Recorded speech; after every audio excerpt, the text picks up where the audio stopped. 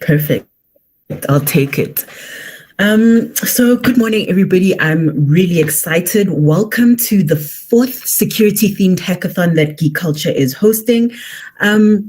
This is the 4th hackathon we're hosting, as I'm saying, and we've had over 225 registrations for this hackathon. So I'm really excited that you guys are joining us, and I'm really happy to be with you for the whole weekend.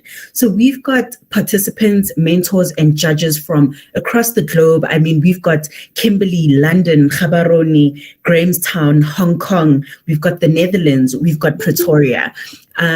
And the purpose of this hackathon is essentially for us to come together and try to come up with solutions to help people to secure their lives better.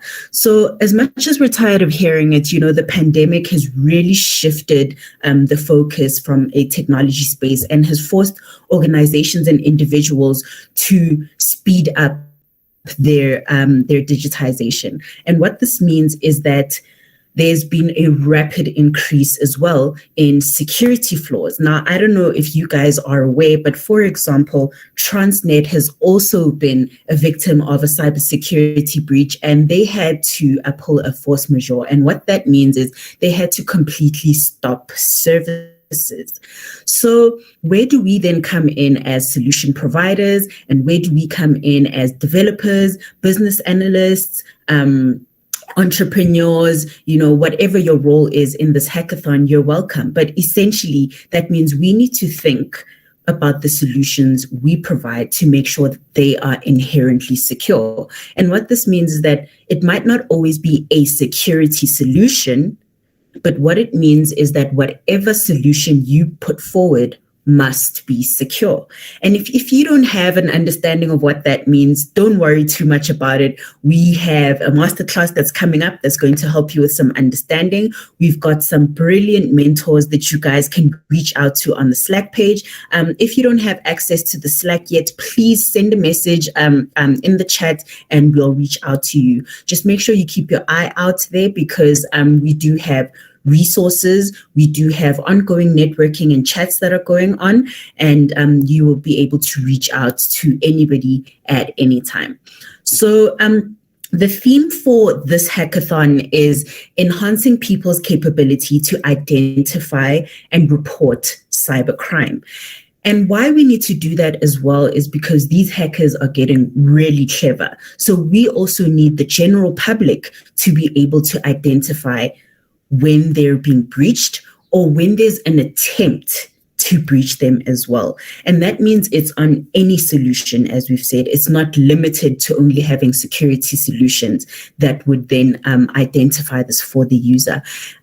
You guys will also know that when you download an app or when you get a phone, you have security and privacy settings as well, right? And what we want to do is just to make sure that people have as little as possible to change or to have to do from that perspective so that the solutions we come up with are inherently secure. You would rather have somebody going and taking away their security settings, which we hope they don't do, as opposed to somebody having to go into their settings and enhance their security settings, because not everybody has an understanding of that. And so we need to make sure that we take the responsibility as solution providers for them. So this hackathon will take place over 2 days. It actually started yesterday with the Capture the Flag challenge, but you guys will hear more about that as well in the masterclass.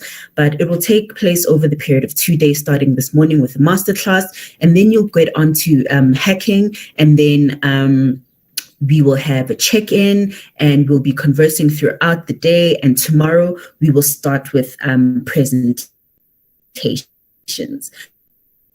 So I'm really excited, and I'd just like to take us through some house rules about the hackathon so that we just all are on the same page. And don't forget that if you have any other questions, feel welcome to reach out to all of us on the Slack page. So first of all, we should respect each other on the platform. So we're all going to be on Slack. Please be careful of the content that you're sharing there. Please be aware that everybody is there and we have a diverse audience. So please be cognizant of what it is you're sharing. Also, while we have our presenters here and while other teams are presenting their solutions, please mute and turn off your video at all times unless you're called to speak on. We know that this has an impact on people's bandwidth as well, but it also could just cause interruptions from a presentation perspective. If you have a question to ask, raise your hand. So I'm aware that there are a lot of hands that are raised currently. I'm not too sure if this was in response to me saying, give me a thumbs up if you can hear me, or if you guys have actual questions. I'll just give a pause at the end of the house rules to go through that.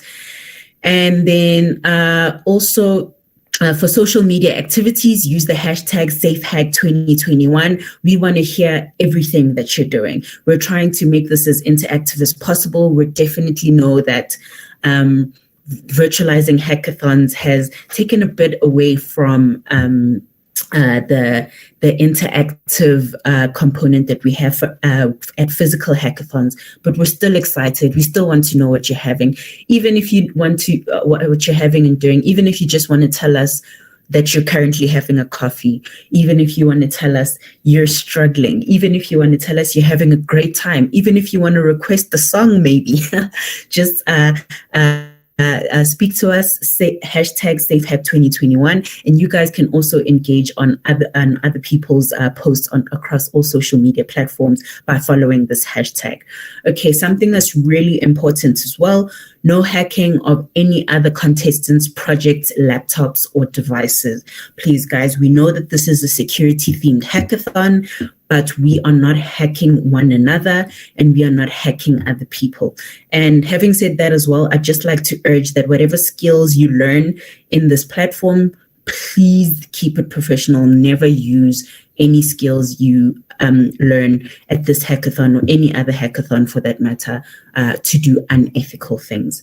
Okay, so we will be communicating throughout the event about documents that need to be submitted and forms that need to be filled in. And I just want to say that failure to submit team documents at the required time may result in automatic disqualification. This is because it helps with our planning, and if we don't have visibility of the teams that are actually participating and their information, this means that we can't call them out to presentation.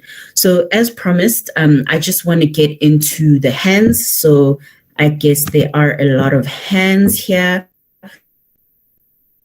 We've got Abenati. Charles, is your hand up because you have a question? We do have a question and answer session a bit later on. Mwekete Ramukone, do you have a question? Or you can put on your hand. No, I don't have a question. Okay, thank you very much. Please remember to lower your hand. And Ongezu Njokweni, do you have a question, or were you also just giving a thumbs up that you can hear me? Otherwise, please lower your hand as well. Okay. So I want to just give a shout out to the people that have made this possible. We've got a lot of partners. We've got a lot of sponsors with the teams as well that have made it possible for us to be able to get this hackathon going. So I know that we might not have everybody on the call. We do also have some of the mentors and partners that will be joining us through the talks and throughout the hackathons, and they might greet you at that time.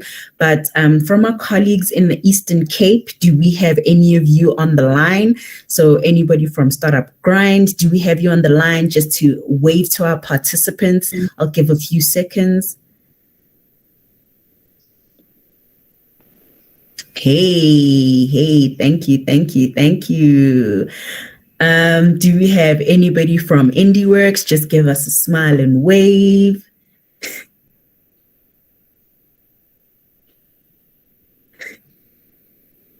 Do we have anybody from Second Office? Just give us a smile and wave. Buffalo City, give us a smile and wave. Cortex Hub, give us a smile and wave. Rose University, give us a smile and wave. Vumali, give us a smile and wave. WSU, give us a smile and wave. University of Fort Hare, give us a smile and wave. Little Pig Computing and Consulting, give us a smile and wave. And then from the Northern Cape, Mr. Griwan, can we hear from you? Are you on the line? Oh, yeah, I'm here. Don't worry. I want to see what's going on. I want to learn me some skills. Thank you so much. Mr. Muzintombela from the CPSI, do we have you on the line?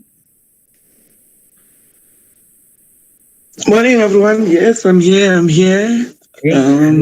Happy hacking, guys. I'm here to assist. Thank you very much. So now that we've gotten a greeting from most of our partners, and as we've said, they will be interacting and engaging with you throughout the hackathon. Guys, please remember to switch your cameras off if you are not talking, and also to put yourselves on mute. So I'm going to get right into the Information Security Masterclass.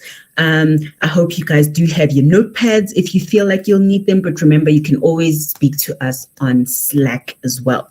So I'm going to keep saying that over and over again so that you guys remember at any time you can speak to us. So I'm going to introduce our first speaker. Our first speaker is Dr. Gerrit Botha, who's the Chief Town and Regional Planner at the Office of the Premier in Northern Cape, in the Northern Cape Provincial Government. And he'll be talking to us about the socio-economic potential from an information security perspective. So Dr. Gerrit, if you are on the line, I'm going to hand over right to you. And thank you for being with us today. Good morning. I'm just checking if everyone can hear me. Yes, we can hear you. We can hear you. Excellent. Thank you. Good morning, everyone, participants, mentors, judges. Really excited about the opportunity to share and give just a brief background of the context of the data that is provided from our side. So I'm just sharing my presentation now. If you can confirm when it is up and visible for everyone.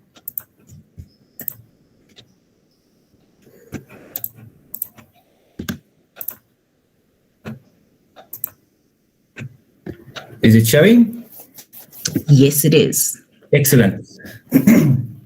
Okay, so the purpose of this presentation is to provide a bit of a context, because the data can be technical. It is a technical kind of aspect that we use from a government perspective to promote long-term planning. So I'm just going to touch on the few pertinent issues that you need to consider just to get your head around the data that was provided to you and sponsored by the provincial government. So in terms of the outline, I will touch on the background, then I will move towards the actual data, the study that is where the data comes from, the importance of the spatial component, and then potential focus areas to maybe come up with solutions, improvements, etc. That's more applicable to the SafeHack hackathon. So in terms of a short background, forgive me if it's technical. The Spatial Planning and Land Use Management Act is the apex legislation in South Africa dealing with spatial planning, development, and land use management in general. So this legislation sets out specific tools, instruments that guides development. One of these is the Spatial Development Framework that sets the long-term vision, the objectives, the directions, where we want to go, including proposals for potential projects, the implementation framework telling which role player, which department or company from a private sector, the type of investment, the amount of money that's required, where it needs to go and when it needs to go there to then respond to a specific need that's identified in the space.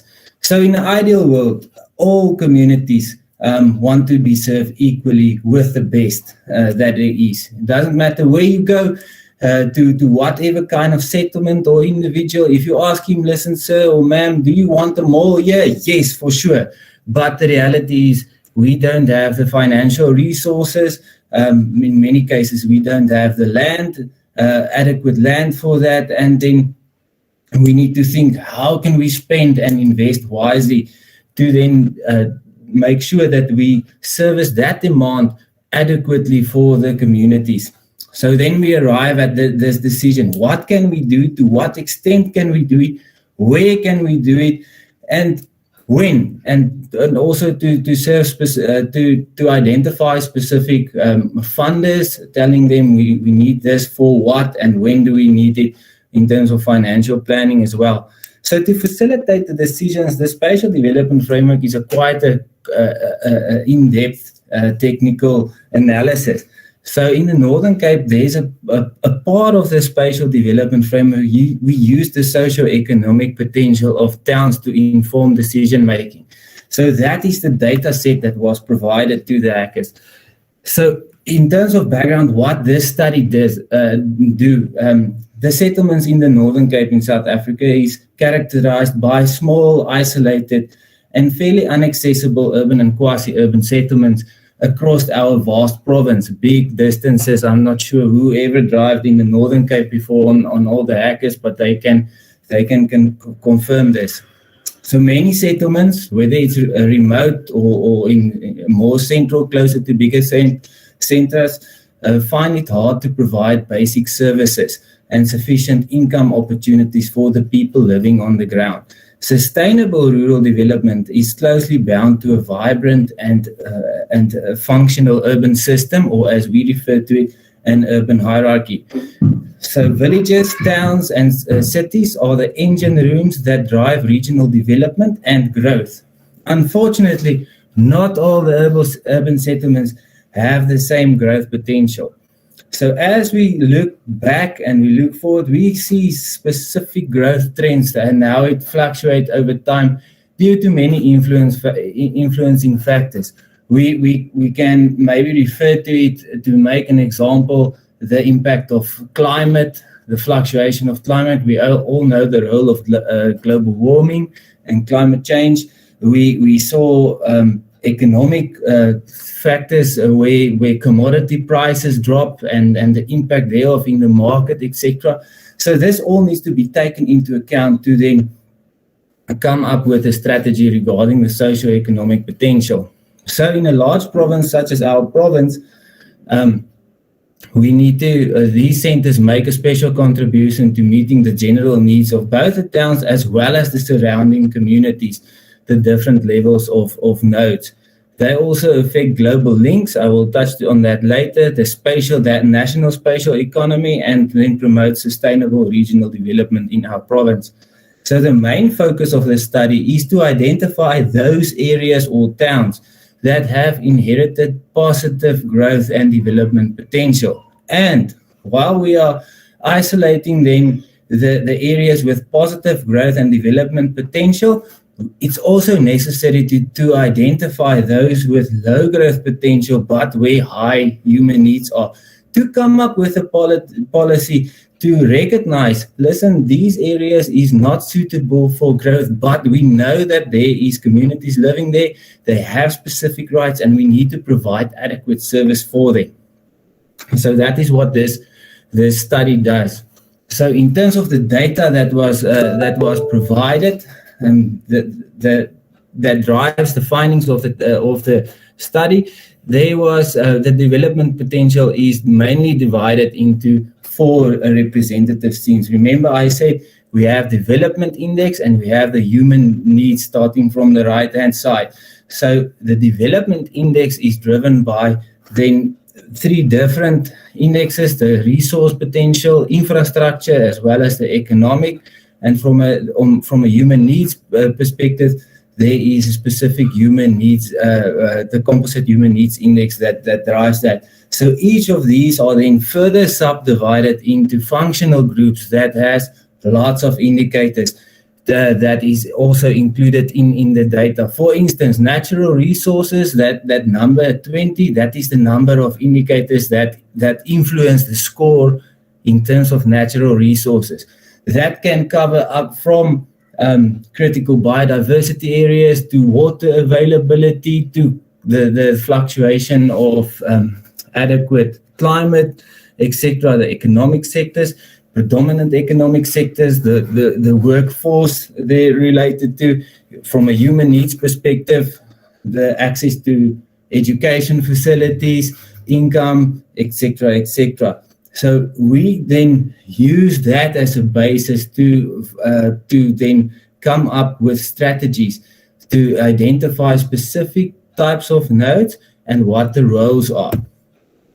So to put this in, it's often difficult to find to then make sense of this complex environment of indicators, and how do you arrive at a specific proposal for a town or a node or a settlement or something like that. So in a practical space, this sums it more or less up. If we can start from the national urban core, I'm not sure if, let me just put in my laser. This is the national urban core. That is typically your big centers. That should be your Kimberleys, your Bloemfontein, Cape Town, Joburg, etc. The regional development angles, the larger areas such as the Uppingtons, or then the Springboks in the Northern Cape perspective. Then you have the rural service center, the smaller centers, that is the smaller towns. And then you have the isolated small towns, really those small settlements. So each of these nodes all have different functions, different levels of population, different strengths that they can use. And now we need to plan for this space. So you have different types of small settlements. You maybe have a mining town. Remember, resources, we can't move resources. We need to plan for that resource. That mining town is often located next to a resource.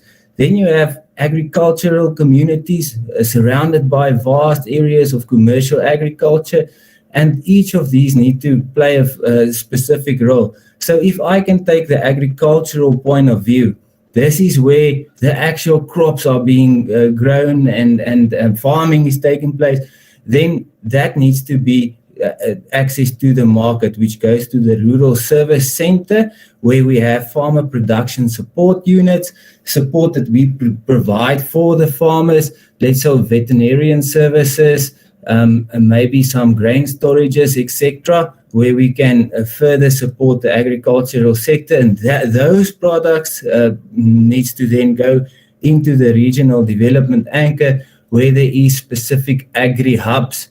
That is where beneficiation comes in and where we support economic diversification, considering our economic environment in the Northern Cape. Now, this is where the products are being put more value on, to be then exported to ensure that we get optimal economic growth from this perspective. So with that in mind, there is also, so as I said, in terms of each of these, we need to provide social services in each of these areas. So in terms of that, an example of a social services wheel is to, let's call this one is an example of a center with 60,000 plus people. What do we need to provide at that particular space, provided the guidelines? If we look at from a health perspective, we will need to provide a large clinic that has a population threshold of 40,000 to 60,000 and needs to be accessible within 10 kilometers. Each of these, then you can go through a number of schools. Primary school, it will be a medium-sized primary school with a minimum enrollment of 311 and a maximum enrollment of 620 learners, which needs to be accessible within 5 kilometers. So in this case, in terms of planning, when it comes down to planning at the local level, if the settlement is bigger than 10 kilometers, we will need to make sure that where do we place this primary school so it's accessible to everyone? Or do we need to plan 2 schools to be more accessible for the learners that has a safety aspect related to that?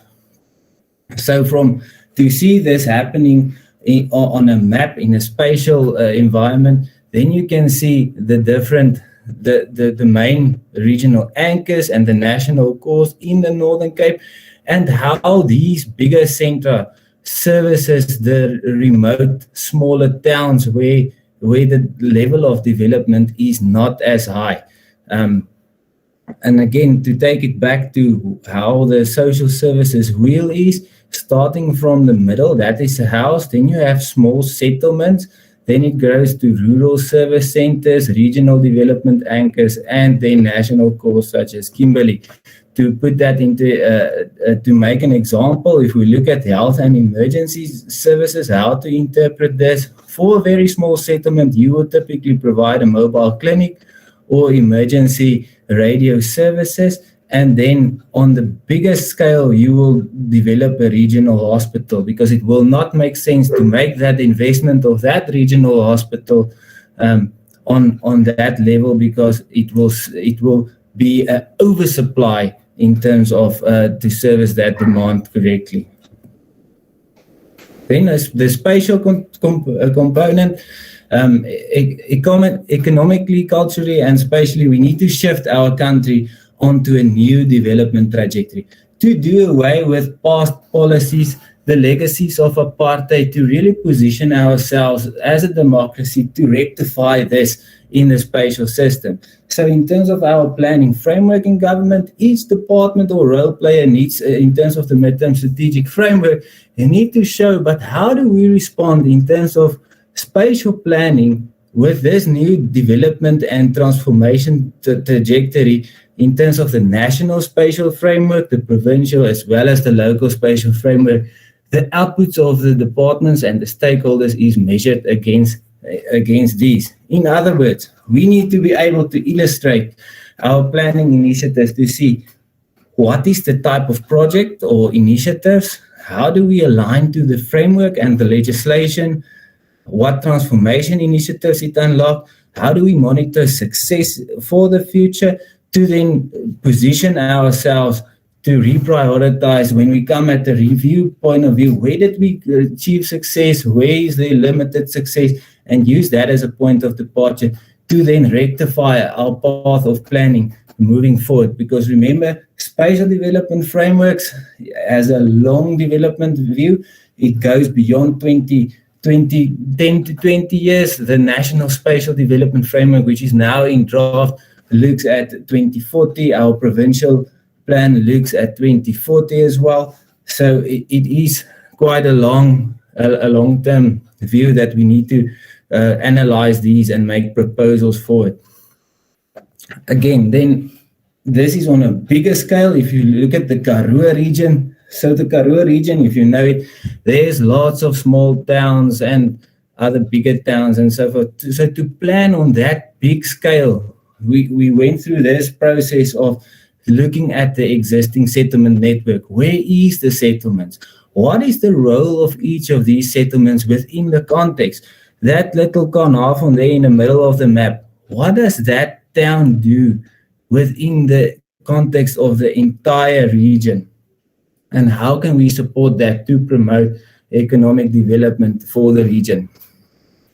And then we need to come up with the types of initiatives linked to that role. It does not help if you are in a small town and you want to do something completely that is out of line of the general employment skills level and so forth, we need to serve that down accordingly.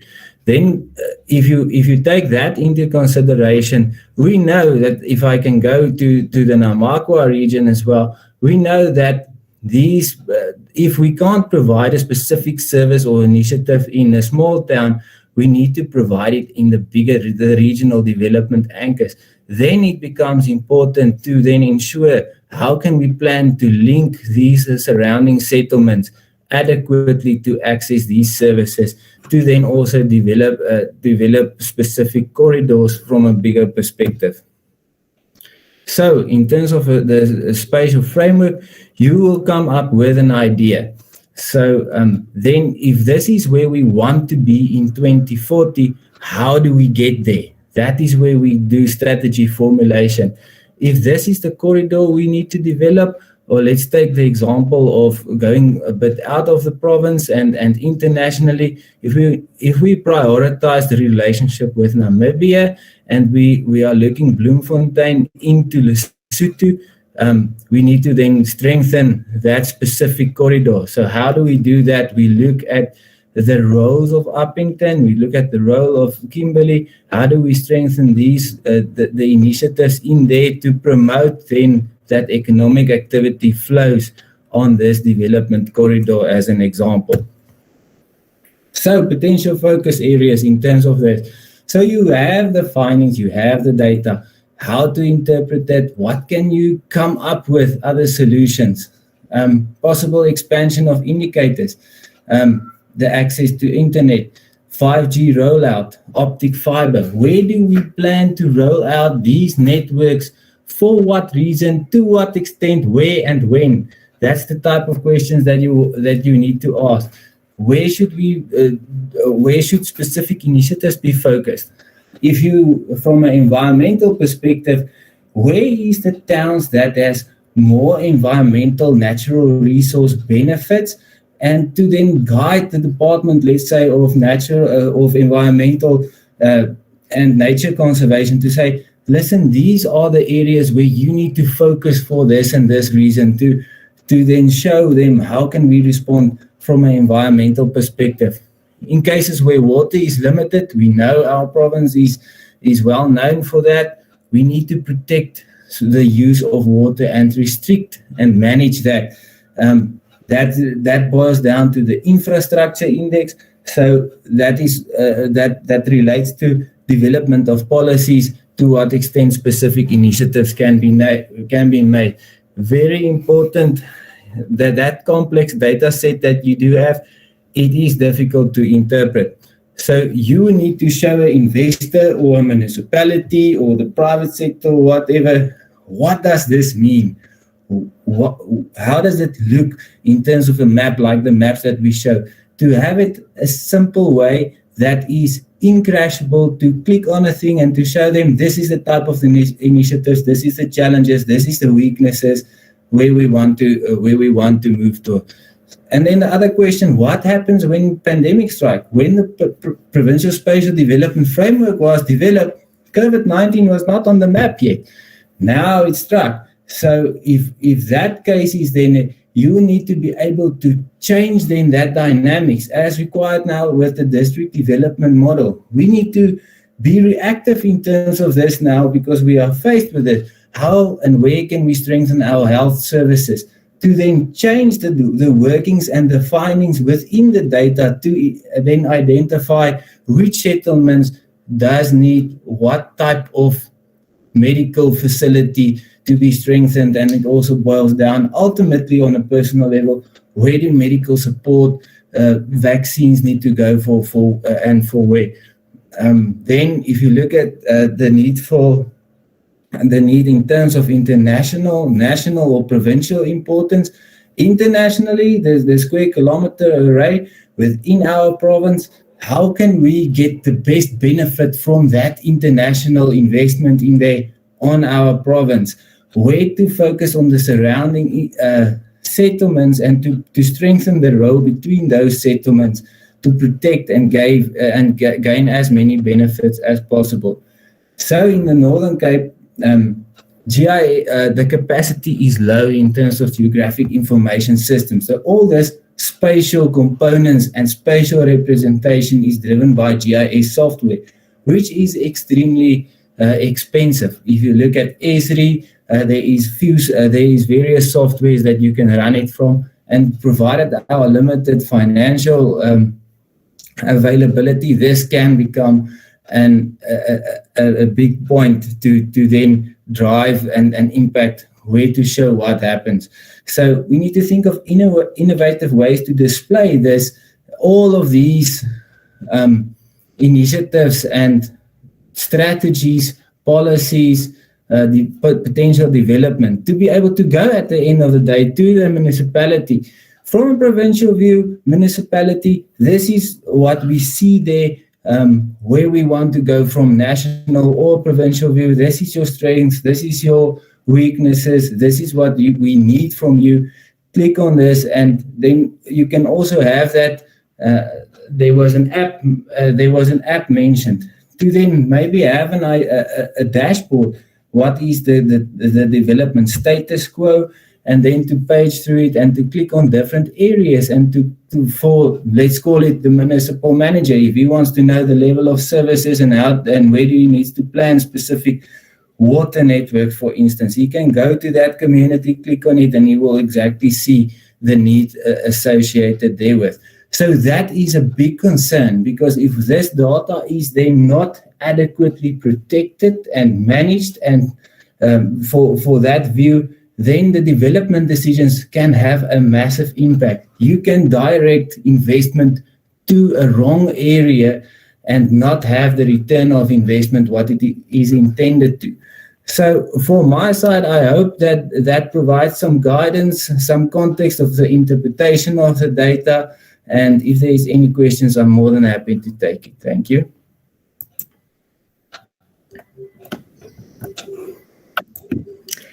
Thank you so much, Dr. Gerrit. That is definitely helpful.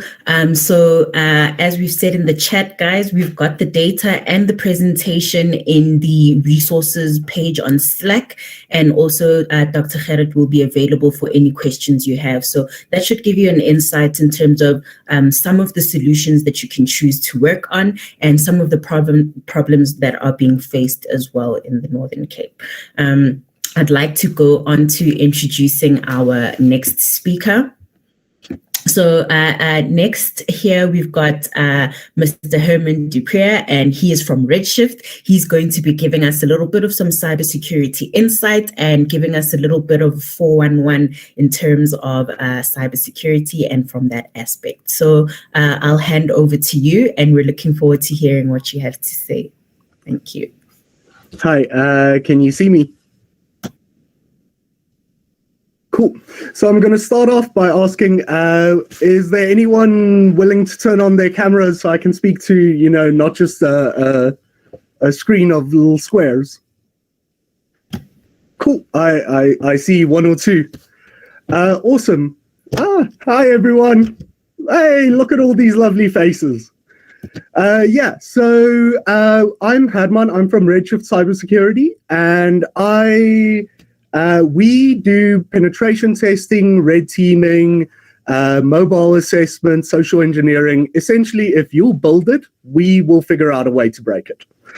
And I know the theme of this weekend is the human firewall. So I thought I'd tell you guys some stories from assessments we've done before, and just kind of illustrate how this human firewall works and how it can be bypassed.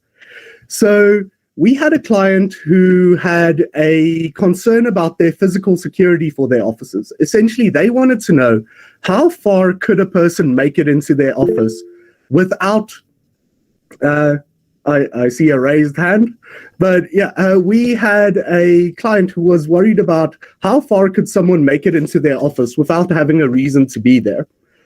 And I had been to their offices before, so what I did was I got myself a lanyard, printed out a piece of paper with their logo on it, and in their reception area, they had a coffee shop. So I went and bought 6 or 8 coffees, slightly more coffees than the average person can carry at a time. And every gate or turnstile I got to, I just do that little stupid face like, oh no, I bought too many coffees, and show them the lanyard quickly. And every time they would open the gate for me. And they would, I think I made it through 3 or 4 different gates. And every single time the person would just open the gate for me. So what I want you to take from that is that, you know, people are kind of conditioned by society to not be rude. They want to be polite. They want to be friendly. And there's a trick known as the Washington trick, where if you ask someone for a favor, they will immediately like you. So if you want to get someone to like you, ask them to borrow a pen. The moment they've put an effort into the relationship, they immediately want to reciprocate and add and add and add. So the last little pro tip on that story I want to leave you with, though, is if you pull off that trick, don't drink all the coffees.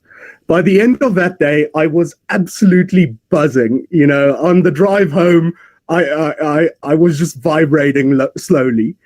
Then we had another instance where we had a client who was a prominent businessman, and he had received quite credible death threats. And they wanted to know, how realistically could I attack this guy with just the information on the internet? Can I find his home, his family, his favorite vacation spots? And when I started looking at the social media presence, I found that he'd scrubbed his social media. There wasn't a thing on there. It wasn't a profile picture, wasn't a cover photo, didn't even have, you know, gender or religion on there, the basic boring stuff. But I knew the general geographic area this person was in, and I knew what his name and surname was. So I went and found all the schools in the area. There were 7 or 8 of them. And I just went through all their social media platforms. And eventually I found a award show event posted on a Facebook page. And one of the children mentioned had the same surname as the person we were targeting. And in that same page, there was a comment by one woman congratulating another woman, again, who had the same surname as our target, on the kids getting the prize. When I went to those people's profiles, the same privacy concerns were not really followed. So this lady's Facebook was completely public. She had pictures of herself and the person we were targeting there. So just some irresponsibility with sharing information by a school completely let me find his family, his friends, his extended family. From there, the dominoes all kind of fell into place. And eventually, for this guy, in about 2 or 3 days of searching, we found his family, extended family. We found court documents mentioning him. We found his favorite vacation spot. We found his passwords and emails and, you know, some password dumps. And what I want you to take from that is that there is more information about you than you think on the internet. There's much, much more information than you think on the internet. And when you share data on the internet, social media platforms, forums, it's not just your data. Often the information you share can be used to target other people. So think about it, especially after COVID. Everyone's going to be, you know, going out to bars, and you're going to want to check in and tag everyone and go, look, we're at this bar. But you've given away the physical locations of you and your friends, and you don't know if that might impact their safety. Some short tips I want to leave you guys with, especially since you're dealing with social engineering and human firewall and things like that. People are smart. As a group, we humans are very, very smart. A person is very dumb. All you need to do for each person, and you might think we're in security, we're smart, we're streetwise. For every person on earth, there exists a string of characters that will make you click a link. There exists a string of characters that will make you install a piece of software. All they need to do is find you when you're not thinking straight, you're a bit in a hurry. I read an article the other day that said the average person receives about 120 emails a day. There's not enough time to give each of those proper consideration to make sure they make sense. So all you need to do, if you want to target someone with social engineering, all you need to do is find them when they're not paying attention, end of the day, early morning, it's different for every person. And you need to find the right kind of payload. You need to find what kind of information. Maybe it's scarcity. Oh, we've got a sale at your favorite store and stock's running out.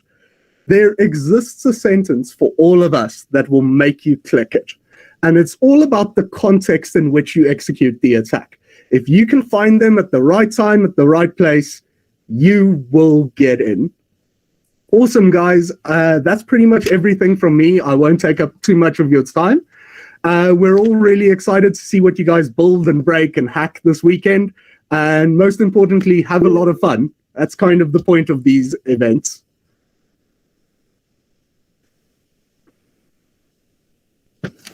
Thanks a lot, guys. Thank you so much.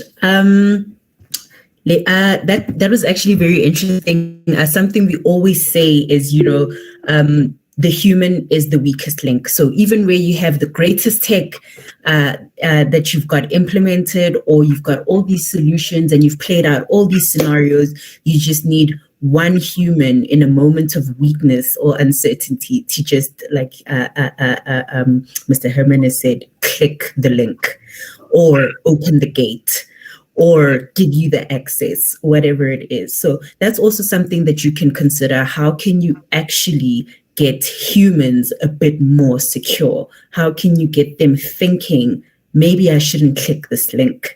How can you get them remembering that I can't just open the gate for anybody with 1 million coffees and a security tag? So thank you for that. I do see that we have a hand.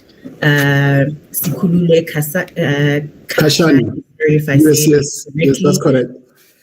So take it away. Just a quick question for you, Mani.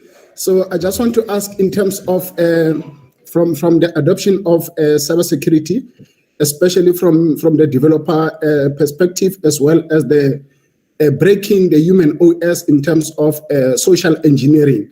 What is it that we can do in terms of mitigating against this? And is it, since now we are in a hackathon, is there a way that we can try to use data to mitigate all this using some machine learning techniques and drive these solutions based on data? So the unfortunate reality of social engineering is, and it's something we kind of all know in the industry, is if all your technical attacks don't work, fall back to social engineering. It always works. You don't need to get everyone. You just need to get that one person in the company to click. And the way you fix that is education and user awareness. If people are kind of trained and have learned to evaluate requests, if they get an email, just to go, wait, this is a bit weird, this shouldn't be here. That is how you stop social engineering. There's unfortunately no one-size-fits-all plaster, but that is one of the most effective remedies for social engineering. I've lost and sorry, you had a second question, I think, there? Yes, I had a dip on my network. I'm back now again.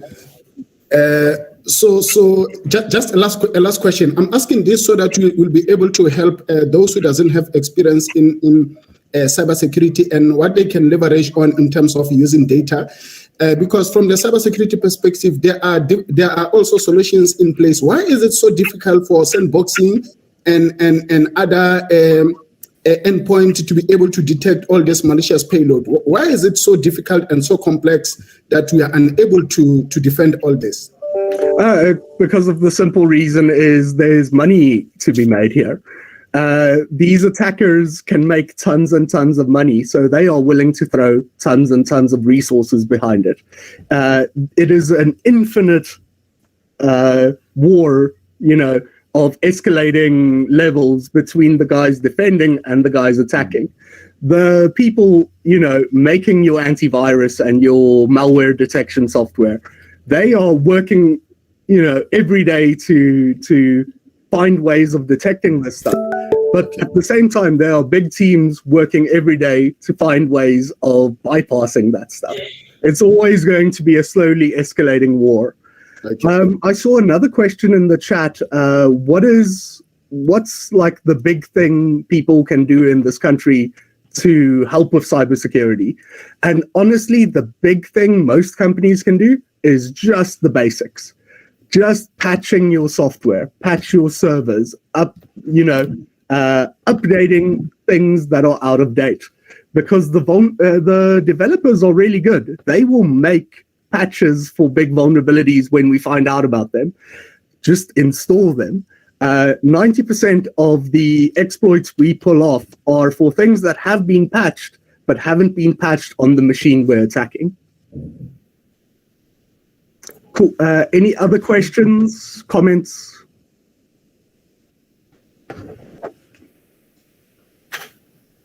Alrighty, guys, we are a little bit behind schedule, but obviously there's never enough time with such an amazing topic. Obviously, I'm biased. I'm in the cybersecurity space. So what we're going to try to do is to pause questions as well to the end, because we do have a Q&A session. So where you do have a question, just type it in the chat. We'll take note of it, and then we'll answer them at the end of the presentations. So I'd like to introduce our next speaker. We've got Mr. Dane Goodwin. He's from Cyber Defense, or also SensePost, and he'll just be going through a beginner's guide and some things that you guys need to consider or take note of during this hackathon, or from an information security perspective in general. So Dane, I see you're here. Happy to see you, and let's hear it. Cool. Thanks, Kate and Mitzi, and thanks, Mani, for that as well. I want to leverage a little bit of what you said as well. I see the shadow has me looking a little bit like one of those people that's trying to hide their face. I think the sun will come out from behind the tree in a minute. So everything that you said, Mani, was true. And so phishing is definitely a very real risk that we all face. Lots of companies do. A different one, and one of the things that will become a criteria and is sort of related is I want to share my screen so I can share this nicely, is related to your what you said about patch and just patching basic vulnerabilities that we have. So here, if I say share the screen, can you all see the website here being pwned? Just want to get a confirmation from someone. Yes, we can. Cool. So with this, this is something that sort of comes up from time to time in presentations, in that it makes a nice demo where, so as Mani said, there's more information on the internet about us than we realize. And part of it is because if you sign up for a web service like Dropbox or LinkedIn, or are just a South African citizen, and your information is stored by somebody else that's out of your control, it can be that those websites or services get breached through some vulnerability that we don't know about. Like it could be sort of anything. And there's this project, which is really great, where what they've tried to do is collect all of those different breaches. They get sort of published on the internet and sold online and stuff. And what these guys do, or get them if they're free, and they collect them, and then they'll say, like, your information was stored in these different breaches. So here you can see my last FM account, my Experian, my Dropbox. And the reason that I can show this is that, like, none of this was really my fault, but this gives me power, because now I know that there's some information here. It will tell you like email addresses and passwords. So I know that if I reused my Dropbox password on any other service, then I need to go and change. It's a pretty meaningful thing, and that brings me into the presentation that I wanted to give, which is just a little bit of an introduction to vulnerabilities and how we'll be looking for them and scoring them. Now, this is a hackathon based on security, so we're looking for some deep understanding of the vulnerabilities that we're talking about. And the more you understand something, the better you're able to build around it, and work with it. So what I've decided to do for these slides is just to take a basic vulnerability, this is SQL injection in this case, because it's sort of fundamental to a lot of the technology that we use. It's quite easy to introduce by mistake, and by understanding how it works, you can understand how to fix it. And then I want to talk a little bit about some other vulnerabilities as well that we can work with, that we can look at, and sort of see where we can take it. Okay.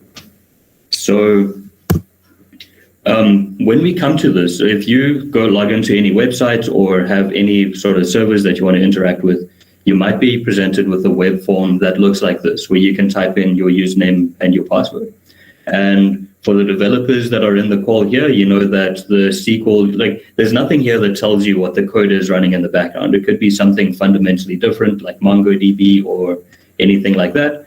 But if we make some assumptions that this is just a normal database, then we'll think that the values that we put into this form over here will get passed as parameters to a SQL statement, and will get placed into a SQL query that looks a little bit like this. So here I've highlighted the values that we typed in red, so you can see them.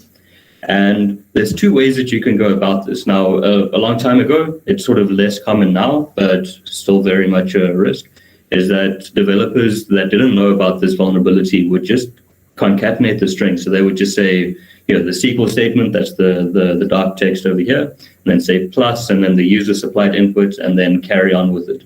And what that gives you is an option for what's known as an injection attack. And what that looks like is basically this. So if you, instead of putting in a password, put in some half-formed or malformed SQL, and how you figure that out is sort of a trick, and I'll talk about that in a minute. But you can then get it. So if the service that you're interacting with is vulnerable to this, then you can get it so that here, if your code gives it so that the SQL statement ends up still being valid SQL, but gives a different result to what the initial query was, then you have what's called a SQL injection attack. So here, if you look at it, and if you put your evil cap on, then you'll have it. So if you look at it here, you can see that this basically logically bypasses the password check. So in this case, it says password equals, and we give it a false password that we know is not true. And then you say or 1 equals 1, which basically always evaluates to true. And then the dashes over here exclude anything that comes afterwards and lets you skip the step.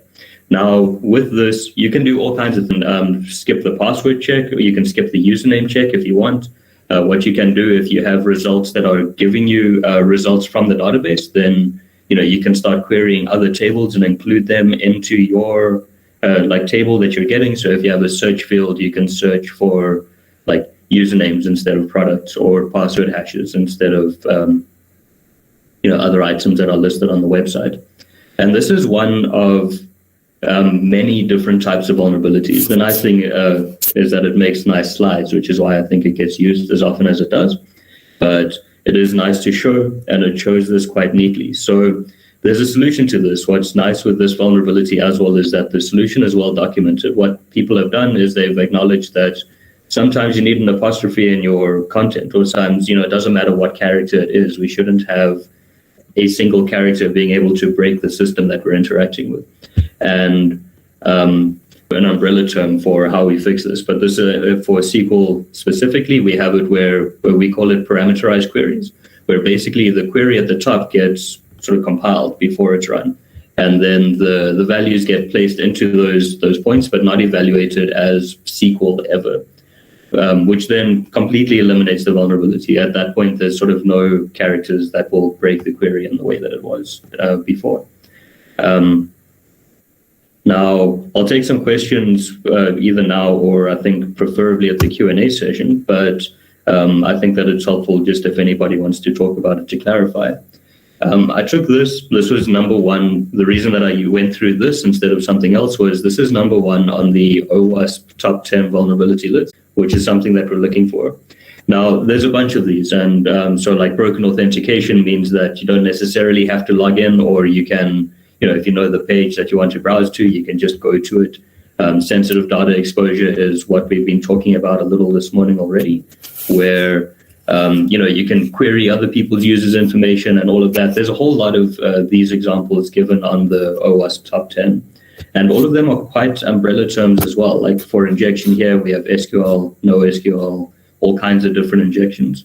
And the goal for the hackathon is not to show like how many of these you can talk about, but more how many of these you can talk about intelligently with, to show that you have some deep understanding of it.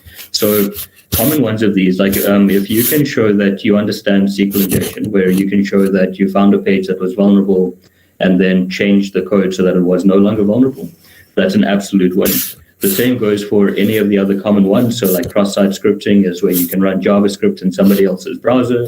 XML entity injection is quite a cool one. And you can have a whole lot of success with this. This just as if you're using XML in your application that you've developed, there are sneaky ways that you can use those XML documents to query files from the local computer that are on the server that you're interacting with, which is quite interesting. And also, there's a long list of vulnerabilities. There are pretty big companies that make a good living finding new ones of these. And if you find something that we haven't listed on like any of the resources that we have, then absolutely the goal here is understanding more than just being able to reread something.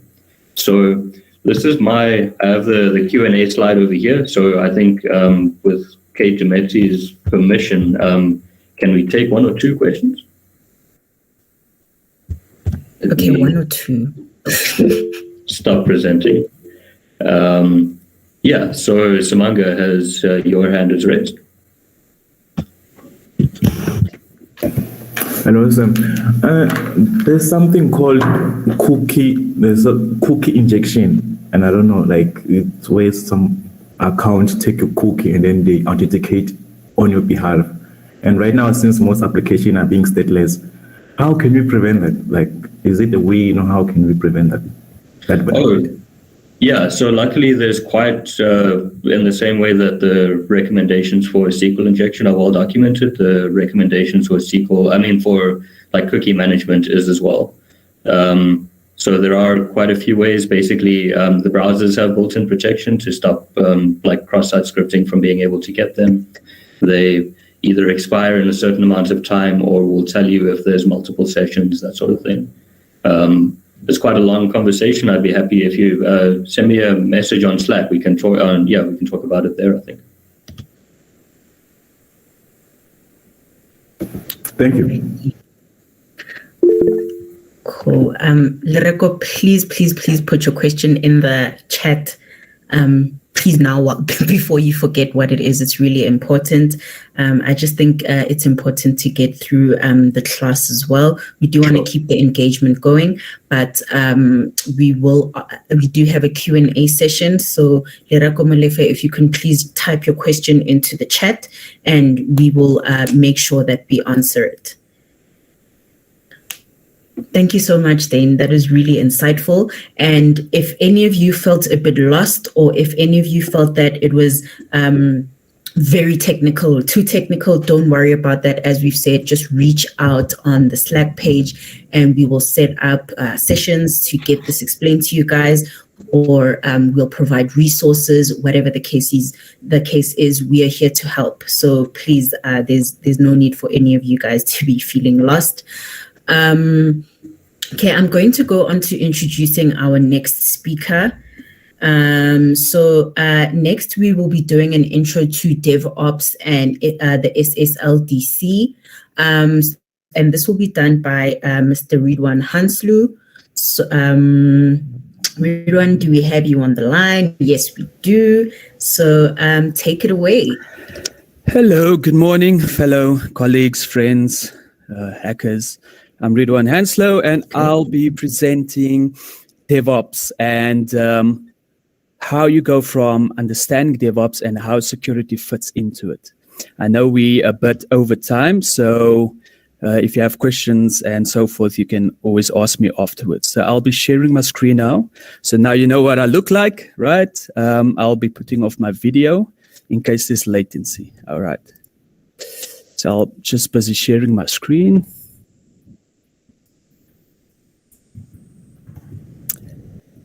Right.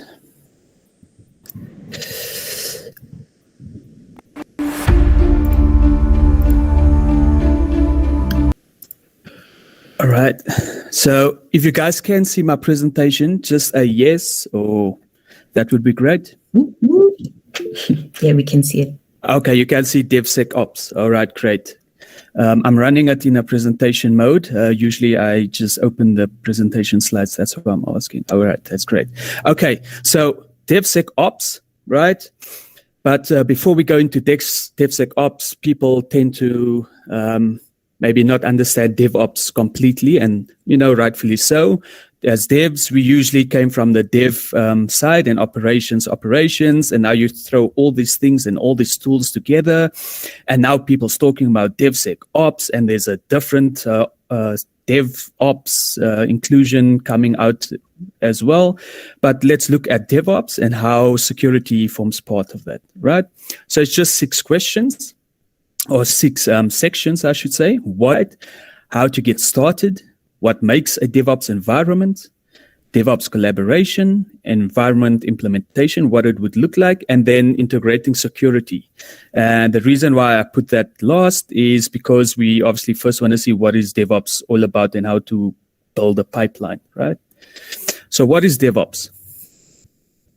Like I've mentioned, it's an environment where developers and the operations team, right? Administrators, NOC get together and they work together, right? Previously, it was siloed, isolated. Headaches of that, it's us against them type environment. So the goal is then to create this environment and run things as autonomous as possible, right? If developers make code, the operations done scripting, and now we throw them all together for the benefit of the company, right? And the teams and profitability, and so forth, right? So how to get started? Well, first of all, what I've realized is I had to spend a lot of time. So I was working with a team, and there was developers and there was the admin, right? We call them the network administrators, but they form part of operations, right? And they had their own thing going on, and the developers, and it was cutthroat, not cutthroat, but they were jumping down each other's throats, where the administrators say, you're not doing this right, you're not running your VM right, you're not putting in the security when you're putting your code in the VM, etc., etc. And the developers are like, you must do this and stuff. And that's why we have an environment like DevOps. So you must get the buy-in from both teams, first of all. And then when you build your DevOps environment, I call it the environment. Some people call it EI environment, but I'll show you where the CD takes place. It's the pipeline, and I'll give the abbreviations as well, what those means. So it's start small, right? It don't follow, the old school of waterfall where you plan everything and then you implement it. DevOps piggybacks off agile development. Right, so it's small bursts of releasing and all those lovely things, right? So it's piggybacking of agile. So start small and build upon that, right? So these are like 5 chords that makes you see the DevOps environment in a much easier way. There's the agile development, which I've mentioned agile recently. And you have your tools. You see at the bottom, there's like different tools you can use for agile development. Then you have your integration. Now, the developers tend to live on the integration side. However, these days, developers are doing some of the operations, and some operations employees are doing some of the integration work. However, nonetheless, you then integrate your code like you would do, like push to GitLab and GitHub, that's the integration. The deployment, you have continuous delivery, continuous deployment. In a nutshell, they both push the things to production. Deployment is just, it's ready for the client, right? Delivery, it's now in production, but clients don't necessarily have access to that. So that's just the difference between that. Nonetheless, you see there's different tools for that. We'll get into that. And continuous testing, right? For obvious reasons. You don't want stuff to break. You don't want vulnerabilities. You don't want all those things. Now, we're not focusing on security now, because we want to understand first this environment and how security is part of it. Right. So then the last step is the deployed environment. Where is it being housed? VMs, containers, cloud, local clouds, OpenStack, clouds in the public domain, your AWS, all those things. So what makes a DevOps environment? Let's look at that. So it's all these tools. And you'll see there's a lot, and it pops up every few months. There's a new tool, and it's a myriad of tools. And if you want to go, make your head a bit dizzy, right? That's why I say start small. And all these tools, as you can see in the middle, that circle there, it's part of the software development lifecycle. However, when you do DevSecOps, it's a secure software development lifecycle where the security is baked in, right? You don't look at it post, you look at it pre. So it's part of the planning. So remember, I mentioned the DevOps environment. So I'll tell you why I say DevOps environment and not the DevOps continuous integration, continuous delivery pipeline, which I've now just mentioned the abbreviations in the previous slide. But when you talk about DevOps, it's a pipeline. And the pipeline, as you can see the example, it takes of all these different tools. Let me go back. You see there's a whole list of tools. There you saw this tool, Jenkins, right? You saw GitLab and so forth. Now you put these tools into the pipeline, and where they fit in depends on what they need to be doing, right? So for example, source code management, GitHub, GitLab, I've mentioned that, right? And that's where the developers do the integration and stuff. Now you're looking at build tools. So it's automating the build, right? Maven, right? Like that. Then you have Ant and so forth. Then you have business tools. So think about checking the code quality and also the potential bugs and loopholes, right? Think vulnerabilities. Tools such as SonarQube and many others can do things like that. Then we go to the integration testing. I don't need to explain that. You're just integrating the code, right? Then there's other things to look at, packaging and archiving and configuration management. Now think about Puppet Labs and Chef as the automation for the administrators. When they would usually push things or make things live or change ports or configure this and that, you use these infrastructure as code, Puppet Labs, Chef, etc. And then it goes to the deployed environment. It could be VMware using Docker, Kubernetes. It could be OpenStack, all these things. So these are the pipeline technologies I'm referring to, all right, that you can see on the right. So what are examples of these? You've seen some pictures, but here's a list of them, right? We won't go through them, but you can see there's a lot. I've just given some examples of where these technologies plays a role. Source code management, you saw there. Code analysis, you saw there, and so forth. So all these tools form a certain function within this pipeline that we call continuous integration, continuous delivery, or continuous deployment, right?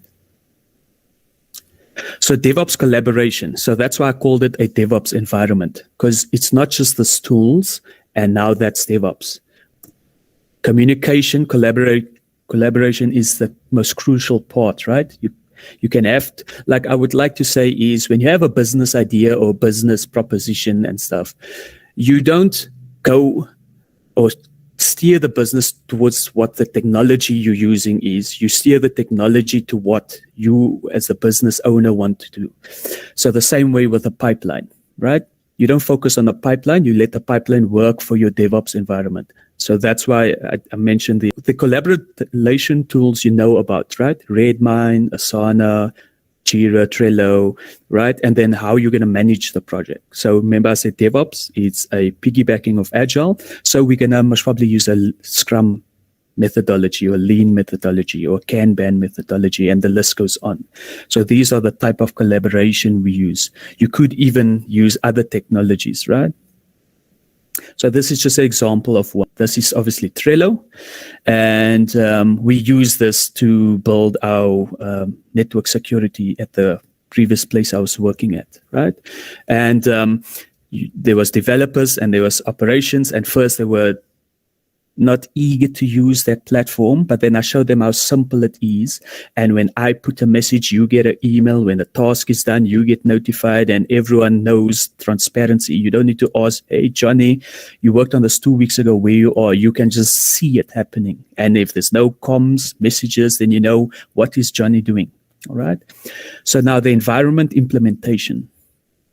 So now once all these tools are integrated in the CI/CD framework or the pipeline, the benefits come from that automation, right? So the most important parts of where all these tools glue together is a repository manager, right? The developers make the code, they push the code, they integrate the code. Now the CI/CD framework, let me go back. See Jenkins there or GitLab. That functions as your continuous integration, continuous development pipeline manager or orchestrator. So then let me go back where I was now. Right. So now GitLab, let's say GitLab is your choice. The CI/CD framework, like let's say Jenkins, then have hooks and stuff into that repository manager. So let's say, for example, I make code and I push that code into GitLab. There's a monitor webhook that then checks, is the latest code going into the master branch? Yes, there is. Then Jenkins will pull that automatically and then push that code into production using the other tools, right? The configuration management and deployment tools. Like I've mentioned, your Puppet and Chef.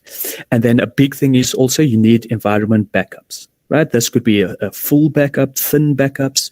Basically, in a nutshell, thin backups are, think about database backups where you just back up the most recent stuff and not the full backup, right? I don't know if you've done SQL backups, but it's similar to that. So this is the example of a pipeline I built when I was working at another company. Right. As you can see, they compile the code. This is all automated. You see that blue line, it's busy running autonomously, right? Compile the code, code review. So it's checking for bugs and stuff, unit testing and stuff, metric checking the quality and then packaging it. And then the list goes on where it deploys it and stuff like that, right? So where does the security then fit into all of this? That is where security fits in. It's part of the entire process. It's not post. You don't first build the DevOps pipeline where the code goes to production, and now you let someone run vulnerability assessments and give you a report, or you get the penetration testers to then do some exploitations and stuff like that. You saw the packages, like I've mentioned, Maven, SonarQube, Chef, Nexus. These are all packages, right? Some is open source, some is commercial. The same way, there's also packages and libraries that's security-based that you plug into the DevOps, right? For example, so it's extension of the environment and it includes security in the pipeline. So the threat modeling, well, that's not a package. Threat modeling, so think about it like this. Security was done outside of DevOps. Now you see all these tools that have been used before, Burp Suite, to check application security and SQL map and that. Now you integrate it into the DevOps environment. And then that is how DevSecOps is born. So it's not DevOps security, it's security within DevOps. And it's as simple as that. So I hope you see how easy DevSecOps is. Once you understand what DevOps does and where the sec happens. That's why it's most probably in the middle, is to say it's part of the whole DevOps cycle and it's not something post. So what I mean by that is when I helped build this DevOps environment for the company I worked at, they still done their monthly vulnerability assessments. They send it to me. I see the vulnerabilities. I prioritize them. Ones that make sense to fix because it's high priority or high risk, I then do that. And then we get people to do some penetration testing using the tools, like I've mentioned, right? Burp Suite, Metasploit, etc. And then, but what you notice about that, it's not automated and it is post, right? It's where you react. It's not proactively part. So the second DevSecOps is proactive. Just think about it. It's happening when you are doing the deployment, the building, the testing autonomously. And that's DevSecOps. So I hope that helped. And I hope it will help you going forward with what you want to do. So that's me on my side. Thank you so much, Ridwan. That definitely does help, and it emphasizes everything that this hackathon is centered around, which is the fact that you shouldn't think about security only after everything is done, but throughout the whole process from beginning to end. So remember, guys, any questions that you have, please put it in the chat and we will address it in the Q&A session. I would like to introduce our next speaker. So next for our keynote class, we've got Mr. Kovalan Naidu from First Rand Group, and he's the Chief Cybersecurity Officer. Did I get that right? Chief Risk Officer, yeah. Risk Officer. Thank you so much. So we're definitely keen listen to you. And I think especially from a cybersecurity perspective, what we're trying to do for our users is to reduce the risk, right? So you guys must pay attention from this perspective so that you can put it in your mind from a solutions perspective, how you can go about reducing risk for your users and what some things you should consider are from the security perspective. So thank you so much, Mr. Kovalan. Over to you. Great, thank you. I hope everyone can hear me okay, and my presentation is up? Yes. Okay, yes. Perfect, thank you. So super excited to be with you guys this morning. And I think it's an awesome topic, especially when we talk about the human firewall. And you know what I hope to impart with you today is more of a helicopter view of some of the nuances when it comes to cyber, right? And clear up a few misconceptions and to give you an idea of, you know, the area that we need new cyber warriors in the cybercrime space in terms of emerging threats and risks that are coming through, right? So we'll cover some key concepts in cyber, right, that I believe needs to be cleared up. We'll talk about some threat actors, and then we're going to talk about something called cyber-enabled crime, okay, and an example of that, okay? So starting off with some key concepts, right? So, I mean, I think everyone agrees, right, that cyber, the topics of cyber and cybersecurity, cybercrime, etc., is always topical. It's always headline grabbing. It's sensationalist, you know, and there isn't a day that goes by that, you know, we don't find a, you know, an eye-catching headline out there about the latest attack in various forms. You know, when you look at the World Economic Forum stats, you see year on year cyber, the issue of cyber, and they term it cyber attack, is always in, you know, in the top 10, right? So it's constantly top of mind, right?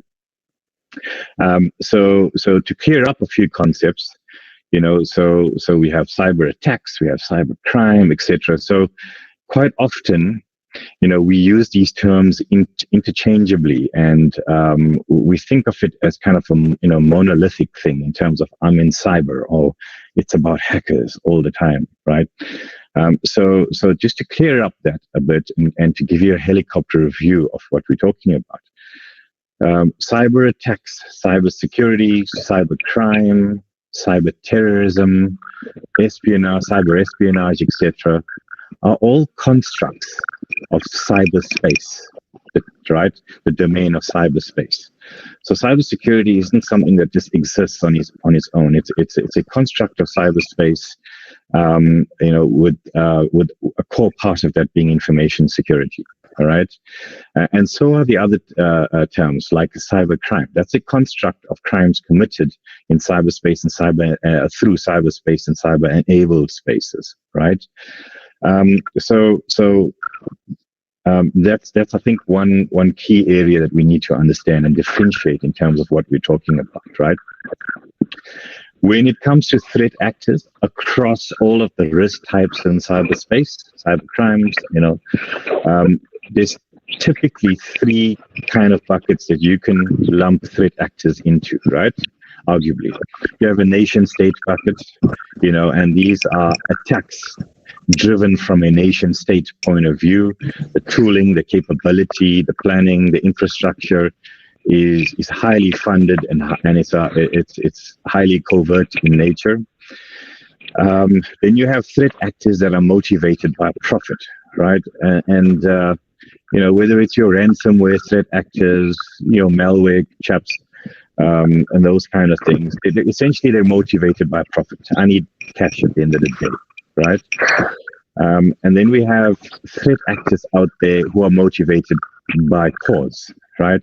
And this is where you'd find your hacktivists like Anonymous, etc., right? Where they feel strongly about something, and then you would find misinformation, disinformation campaigns, or website defacement campaigns, etc. And this is generally, loosely coordinated threat actors that play in this space. Okay, so anything that happens out there in cyberspace, in terms of the threat actor, you could arguably put them into one of these three buckets or categories. Okay. Now, let's clear up some of the confusion when it comes to cybercrime, right? So, when we talk about cybercrime, we have actually two areas that we talk about, right? From a criminology point of view, from a legislation policy point of view, right? Globally, we have what we call cyber-dependent crimes, and we have cyber-enabled crimes, and those are very two important concepts to understand, because typically, analysts and people that are focused on the defense of cyber-dependent crimes are typically your hackers. It's a very technical domain, right? So an area, so something like WannaCry, right? A ransomware threat actors and people that defend within the organizations against those sort of attacks, right? They would play in the cyber-dependent crime category, right? So educational background is information technology, cybersecurity, information security, developers, the technical folks that would typically play in the cyber-dependent crime space, right? And then the other category of cybercrime is cyber-enabled crime, right? And what cyber-enabled crime is I'm sure all of us have at some point in our lives, we've received some sort of email or even a letter in the mail from the Nigerian prince, right? Claiming that you've won some inheritance out there. We all are incredibly lucky, and we typically will receive a few of these mails a day, right? In various forms, right? So those traditional crime groups and actors from the traditional crime space in the real world, right? Those scammers that, will try and, scam you from, classifieds like OLX and defraud you in terms of your traditional scams that we find out there. They've evolved those tactics and modus operandi and psychology that they used from a long time ago. They've evolved those modus operandi into the digital world. So all it is the old types of scams and crimes, but the threat actors now have embraced digital technology platforms. We've seen machine learning, AI with some of the more organized threat actor groups, etc. And they've now just brought what they do into cyberspace and unlocked a whole lot more value in terms of revenue streams. And they actually are very, very profitable, much more profitable than threat actors that play in the cyber dependent space, right?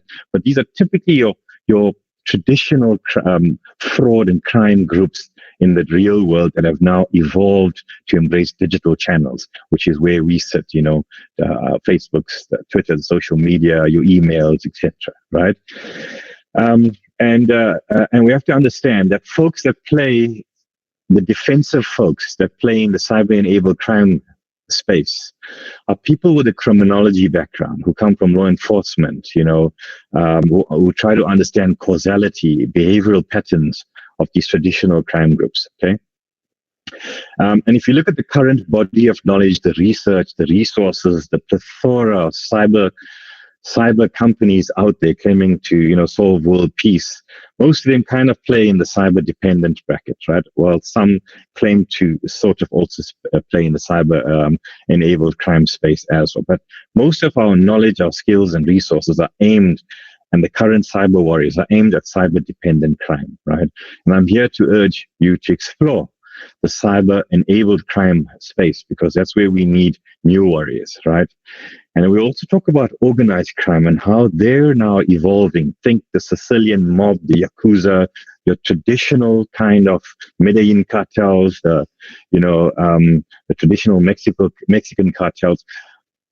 That cartel and organized crime methodology and models, how they're now embracing cyberspace for new revenue streams. So they still play in their old spaces, but they're now embracing cyberspace, and they play in between these in terms of cyber dependent and cyber enabled. So future cyber warriors will have both lenses, the criminological lens and your traditional cyber security lens, to be effective in what we do, not just technically, but across the landscape, right? So let's unpack, organized crime. So we talk about organized crime, as we say, think Sicilian mob, think Mexican cartels, the Medellin cartel, etc. They would traditionally play in narcotics, human trafficking, sex trafficking, weapons, terrorism. I mean, there isn't anything that they don't get involved in, right? But at the end of the day, you have to understand that these guys run a business like everyone else. They have a business that's transnational, that's global, that's international. They have customers everywhere. They have supply chain. They have logistics, and there's a lot of thought that goes into these things. And at the heart of it, they want to make sure that they provide the least amount of investment for the most amount of profit and the least amount of risk. That's the heart of the model, right? And when it comes to the theme, we're talking about the human-centric firewall, right? It's a key part of what enables all of this. And the other key part is the lack of skills in terms of those dual lenses and skills that we need across the cyber domains to actually catch these guys. Just to look at some interesting stats, this came out of a PwC survey in South Africa last year. Just focus on the bottom right-hand side corner. In terms of external perpetrators of economic crime in South Africa, right? 27% is attributed to organized crime, right? 20% are your traditional hackers out there. Now, we need to take these stats with a pinch of salt. They are qualitative survey based in nature, but we have to understand the cyber organized crime has its foothold in organizations and individuals. They, criminal justice system, as in any traditional organized crime model, right? Also, innovation plays a big part in terms of organized crime, right? So this picture might not be very clear on your side, but in the background there you have law enforcement in a specific country. They had dismantled a communication array, and it was pretty much, I think, the world's first encrypted end-to-end communication array, right? So anyone that had a communication device attached to this network, you had end-to-end, encrypted comms, right? And this organization, pretty much, it costed them about $90 million a year to maintain this encrypted network and communication network, right? And if you had to hazard a guess of who would have funded something like this and install this sort of communication network cross country, you'd think about some first world country or some law enforcement agency or tier one communication company globally. But those guesses would be amiss. That communication array was actually built and funded by the Los Zetas cartel in Mexico, right? The issue they had was that the DEA and law enforcement was eavesdropping on conversations of cartel members in terms of storage locations, warehousing, logistics, and they were the cartel was losing a lot of revenue in terms of shipments being intercepted. So once again, they turned to technology, and they financed engineers and scientists to actually build this communication array for them to ensure that the encryption was solid and end-to-end it was owned and managed by the cartel. Second issue that the cartel had was when you transport your narcotics from country A to B, they traditionally use high-powered speedboats, but they found at some points red team versus blue team, the blue team being the US Navy. Eventually the Navy levels up and you can't compete with naval warships, right? With those high powered speedboats. So the cartel then invested in what we call narco subs, got in researchers and scientists to look at submarine designs, but sort of semi-submerged, right? With a decent speed and a huge carrying capacity that's somewhat pervasive in terms of traditional sonar and radar systems that the Navy would use. And they would have a few of these, and it's still in operation now in the modern cartels, right? Because it's incredibly difficult to pick up these narco subs. But once again, innovation is a key part of organized crime, right? In terms of growing those revenue streams. And with every control, every policy, every tool that you develop as a blue team or as a defensive person, the threat actors out there in terms of organized crime are 3 steps ahead. They're very quick to innovate and get a bypass going for that control, right? So when we talk about an example of when I say cyber dependent crime, just think about it. Simply put, if I remove all the technology, so the computers, the internet, away from that threat actor, can he commit that crime still? If the answer is no, right, then that's a cyber-dependent crime, right? So something like ransomware, like WannaCry and all the latest stuff. If I remove computers and the networks and internet away from that equation, well then that ransomware can't succeed. So that's defined as a cyber-dependent crime, right? Including classifying it under the South African cybercrime laws, right? Cyber-enabled crime. So if I remove computers away from our Nigerian prince, well, remember, his bread and butter, he developed his craft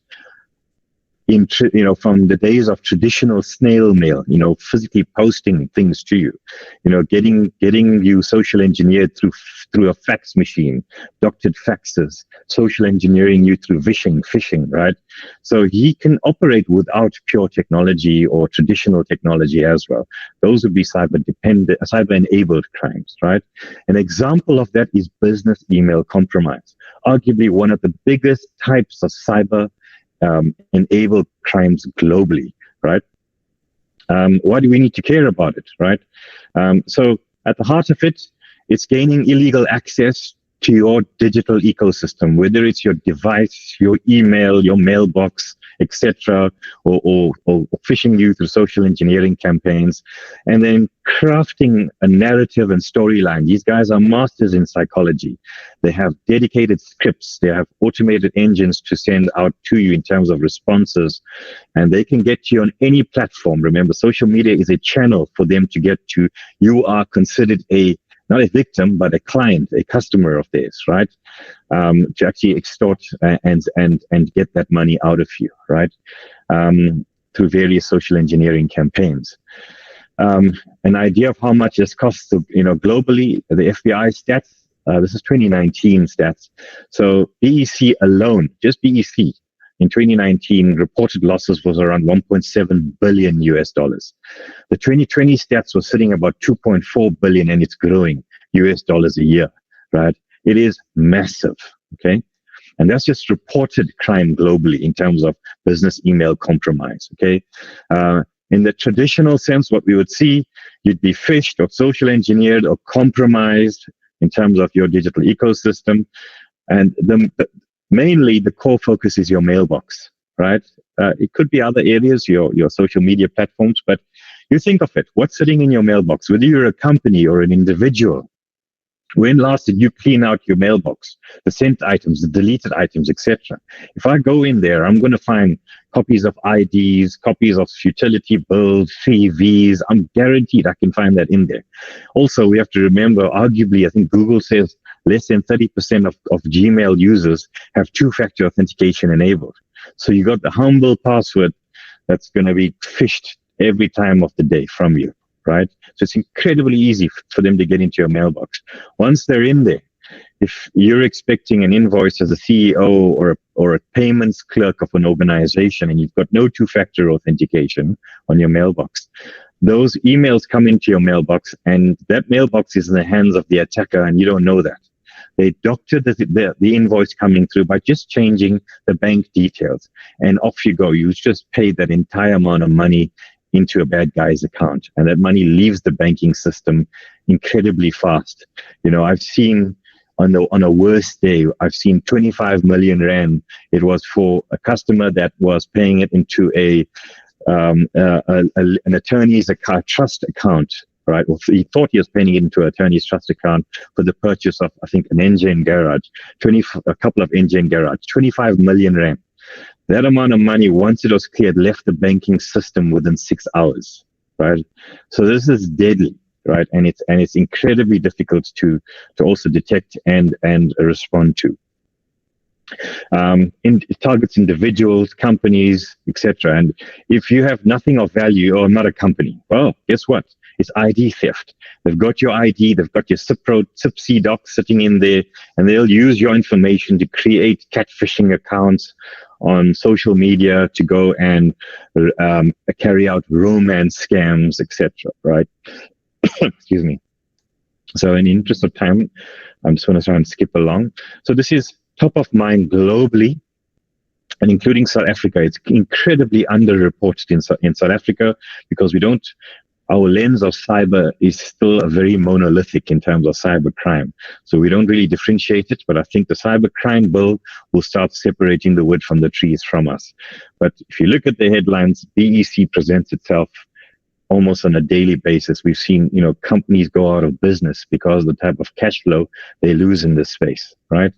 This is some of the headlines. And as we say, digital channels are just propped to these guys. They have various scripts, various modus operandis, whether they're, it's a storyline or a narrative about some oil refinery or PPE at a great price with domains that they would set up that you would believe that this is now the, NHS that you're talking to in the UK. I mean, these guys are incredibly cyber aware and digitally aware to create those props.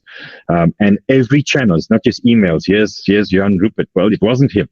This was allegedly him on LinkedIn, trying to finance a few, business ventures. So we have to remember these guys are incredibly useful in terms of understanding where we interact on a daily basis. So whether it's a platform, social media, email, your device, your mobile device, SMS, WhatsApps, they can get to you in various ways, right? To put it more in context for you, right, in terms of how much of resources and time that we invest in cyber-dependent crime and all the tech and all the resources that goes in there. Look at WannaCry. In a year, costed the global economy arguably $4 billion US, right, in over a 12-month period. For a BEC threat actor and an organized crime group that plays in BEC, that's only 171 days worth of work, right? So BEC and cyber-enabled crime will trump cyber-dependent crime every day of the week, right? So, a cyber enabled crime threat actor, right? So if you had to look at a maxed out Tesla Model C, it costs about $115,000 US. If you're a cyber enabled crime threat actor, that's about 425 seconds worth of work, right? The average salary in Nigeria is about $15,000 US. If you're a cyber enabled crime threat actor, that's a minute worth of work. The average US salary, is $56,000. That's about 4 minutes worth of work if you're a cyber enabled crime group, right? So the human being and technology is still the key parts and the key elements of what makes this work. If we understand that cyberspace is a socio-technical construct, and our focus can't just be on IOCs and technology, that's a part of the solution, right? We have to understand causality and how these cyber-enabled crime groups work to make sure that we are able to implement the right solutions across the stack, from human to technology to process, and enabling it through our AI, machine learning layers, etc. Right? I'm going to skip through the last couple of slides. So I want to leave it there. I think I've spoken a lot, and I hope I've given you, food for thought in terms of elevating the conversation to understand that cyber has evolved. Right? It's no longer a monolithic topic and a domain of understanding. And we as banks and financial and services institutions, as well as law enforcement, we work very closely with global law enforcement. We need more warriors that have been trained on both those lenses. You've got the hacking domain, you've got the technology and understanding in terms of cybersecurity. Now we need the criminological lens to effectively ensure we have cyber warriors for the future. I thank you. Thank you so much for that, Kovlin. What you're saying is actually true. And I think on my side, something that I find incredibly interesting from an organized cybercrime perspective is that when you look at the stats, they have working hours, just like everybody else does. So you'll find that there's a lot of activity between 9 to 5. And also you'll find that over the holidays, there's actually decreased activity. And this goes to show that it's not always just one person sitting in a corner trying to see what can I do. This is a very serious syndicate of people who are starting companies to exploit the net or the internet, the cyberspace, networks, humans, whatever it is that they specialize in. So that's something to consider for you guys as well in terms of your solutions. And especially looking at it from a human perspective, how do we as solution providers help, whether it's to identify these things, whether it's to report these things, and whether it's to help the normal citizen just to be able to switch on the light and say, oh no, I suspect that this is what is happening. So thank you very much for that. I'm going to move straight on to the next speaker. I see that we, from a Q&A perspective, it's going well as well in the chat, and we'll just take note of some of the questions that haven't been answered as we do progress so that we do touch base on those. So I'm going to go straight to Dr. Noluntu Mpekwa. If you are here, we are ready for you. And Dr. Noluntu will be speaking about this, the security landscape and needed focus. So Dr. Noluntu is from the CSIR, and thank you so much for joining us. I'll hand over to you. Thank you so much, Geekulcha. Nice to be here and welcome, and good morning to everyone. I'm going to just quickly share my screen and start my presentation.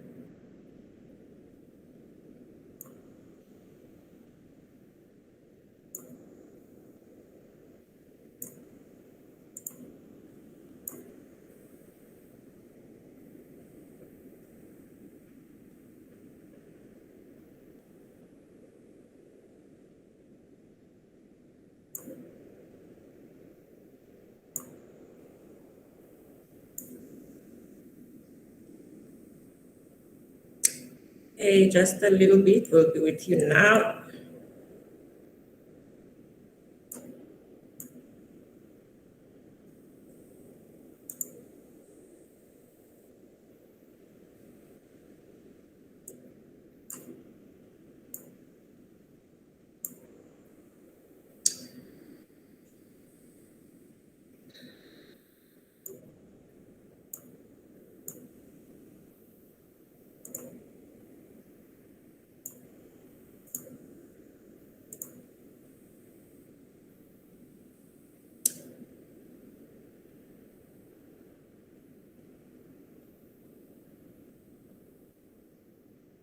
Okay, Geekulcha, if you can confirm, can you see my screen? Yes, we can. Okay, great stuff. That's wonderful. Thank you so much for making time for me this morning. And as you said, I am Noluntu Mpekwa. I'm a research group leader within the Data Security and Analytics group. That is the Information and Cybersecurity Center. Today, my presentation will be very short, and I will just describe who we are in the Information and Cybersecurity Center. I will talk briefly about some of the projects that we are currently working on within the cybersecurity space, And as was instructed, I will probably talk about few key issues that the hackers can look at in terms of cybersecurity, and then a brief closure. Now, going back to the Information and Cybersecurity Center, our home, that is within the Defense and Cybersecurity Cluster. As you can see there at the top, within the cluster, the center has positioned itself as a cross-cutting unit, which is enabling our people to work collaboratively in other competency areas. We have teams that are working in projects in, as you can see, command control and integrative systems. We have other teams that are working on technology for special operations, land watch, radar and electronic warfare, aeronautic systems, and optotronic sensor systems. Now, the Information and Cybersecurity Center is pinned under the world or national and world-known cybersecurity framework, some including NIST framework, which is the identity, the protect, predict, respond, recover, and predict philosophy. So we do identity authentication, research and development. We provide services, technological solution to protect people and processes. We offer technologies and processes to detect anomalies and security events. We conduct research and develop solutions to understand the threat landscape and predicting future threats and attacks. We also support national cybersecurity structures to respond to cyber threats and vulnerabilities. Now, moving on to my group, which is the Data Security and Analytics Group. Our main objective as a group is to protect information by preventing, detecting, and responding to cyber attacks. That is pinned also with the idea that data is king. So we are really focusing in terms of where is the data and who is managing the data. Now, our vision as a group is to improve lives through data-driven research, development, and decision-making. Now, some of the projects and our capability within the group include data security controls, end-to-end encryption, web security, distributed ledger, secure communication, incident response, disaster recovery, security analytics, security monitoring, as well as digital forensics. Now, the following slides that I will present, some of the projects, this is only, colleagues, a quarter of the projects that we are doing in the Information and Cybersecurity Center within CSIR. So the first project I would like to present is what we call Lost Packet Warehousing Service. And the purpose for this project is to initiate a service by which CSIR starts collecting, sanitizing, and maintain valuable cybersecurity data sets. Now, these data sets are such as your telescope data, your honeypot data, and the sector-specific threat intelligence. We collect it so that it can assist us in terms of predicting future threats. Now, the collection of such valuable cybersecurity data sets can also offer continuous insight into ongoing threats or cyber attacks in organization as well as the country, while also assisting with combating of cybercrime. We are not only working alone in this project. As you can see at the bottom, we are working with SANDREN, which is your National Research and Education Network of South Africa.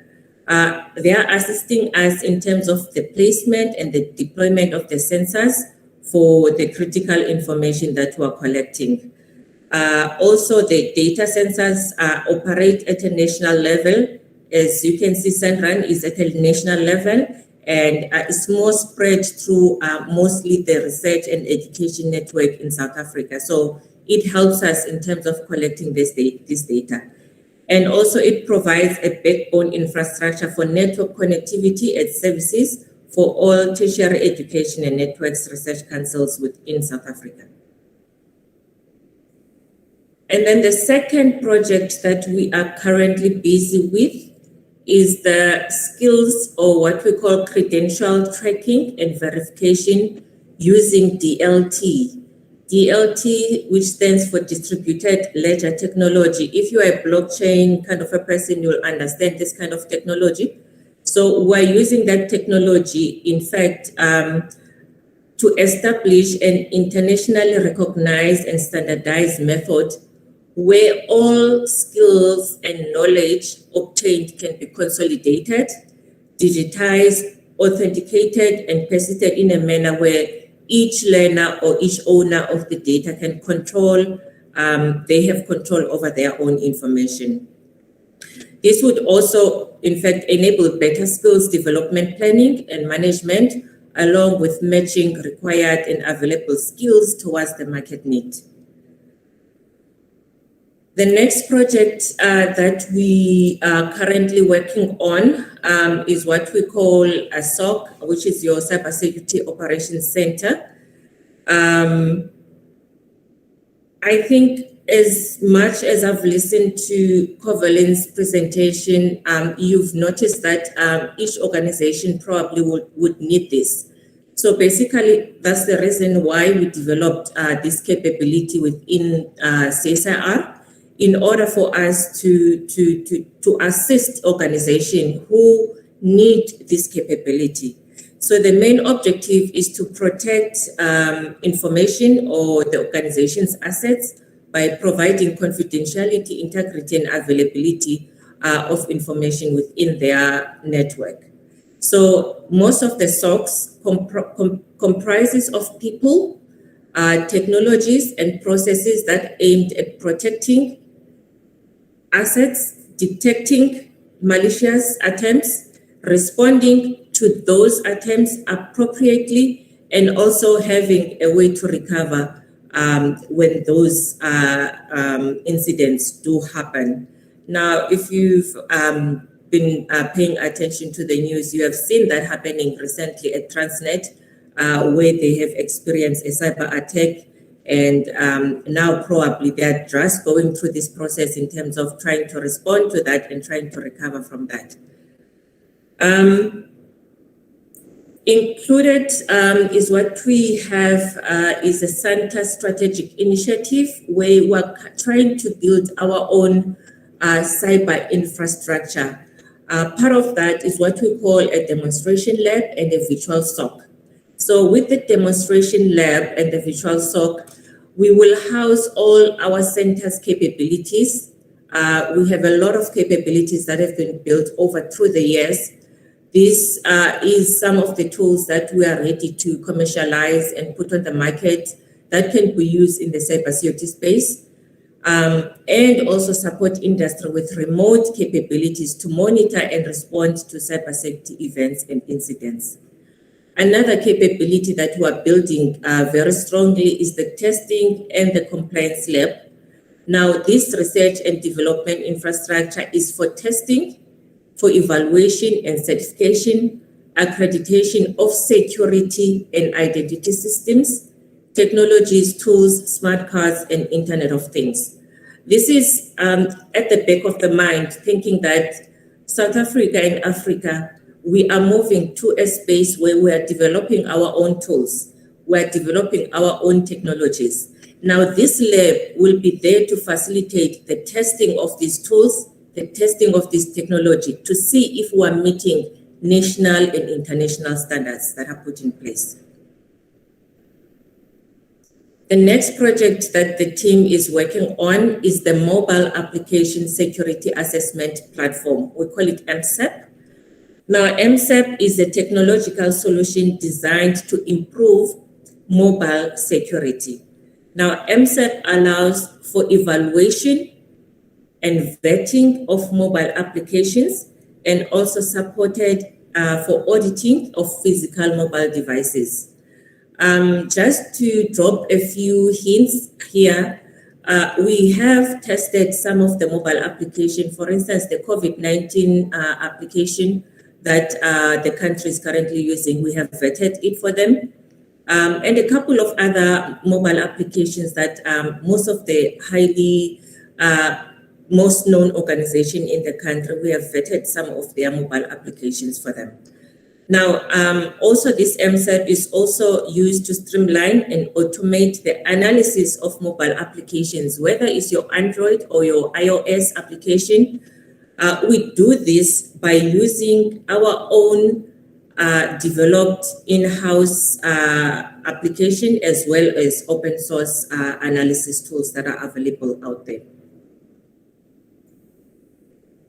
Yeah, and then moving to also an interesting project that we are currently working on is the misinformation research project. Well, this one only started last year when we experienced COVID-19. We experienced the pandemic and we are on lockdown. If you still remember, there were a lot of fake news that were being passed around. There were a lot of fake news that people were sharing, even if they knew that the information is correct or incorrect. Now, one of our government departments requested us to actually do a project that will sit and collect and analyze these fake news and try and understand what is the basis for these fake news, which social media platforms are mostly used to propagate these fake news. So that's where fake news started. But if you'd allow me, I want to quickly, so that we understand what we're both talking about, to define what misinformation is. Misinformation is accidental falsehood, meaning you are not, you don't know, you don't know that it is incorrect, but you share it. And then disinformation is deliberate falsehood. You know that the information is incorrect, but you propagate it for a certain reason. So you have an agenda behind propagating this information. So one of the challenges that I would like to put forward with the hackers is that we are having a serious challenge in terms of separating now in terms of the information on the fake news that is being passed around, to say, how do we separate misinformation and disinformation? Because at the end of the day, we need to ensure that we have control over what is being passed in our social media platforms. We control what is being shared in media. So we need to be able to prosecute perpetrators of disinformation. Now, we can only do that if we can be able to separate what is misinformation and what is disinformation.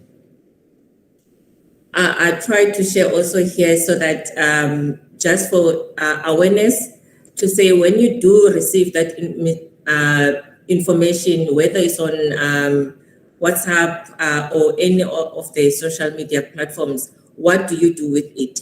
So the first step is to pause, reread the news. Secondly, glance through the comments and see if has anyone replied to with a fact check with that fake news. The third one, do a quick search. I think most of us, we do have mobile phones that we use on social media to actually get this information. So it would be nice to just quickly go either Google or go to SABC News, drop down the information and look and do your own search to find out if that information is correct or not. And if you can't find the information, go back to the person who sent it to you and ask for their sources. Where did they get this information? If they can't reply, please report it, or otherwise tell the person to stop spreading the misinformation. Now, as I conclude my presentation for you today, is to go back to cybersecurity issues that you might consider as you enter this competition or this hackathon today. Now, I've mentioned a number of projects that we're working on that maybe you might consider expanding. One of them is the use of DLT. As I said, use of DLT is still very little. It has not been explored quite a lot, but DLTs, you can use them for quite a number of tools or for a number of systems.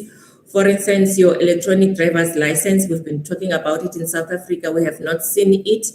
Many other countries have been using it, but maybe we can use DLT in terms of providing security in providing this kind of system like an electronic driver's license. Secondly, the biggest challenge that South Africa and Africa is currently experiencing is the fact that if you look into the identity, protect, predict, detect, respond, and recover philosophy, most of the tools, the cybersecurity tools that we're using to identify assets, to protect information, to predict, to detect, your SIM tools included here, are mostly developed overseas. None of these tools are developed within our country or within the African continent. Now, it is upon us to see this gap and be able to say, what is it that we can do in order to develop our own tools and drive our own cybersecurity in the country? And then moving along, I've mentioned that we also work on mobile application security. So this is another big space that we can explore.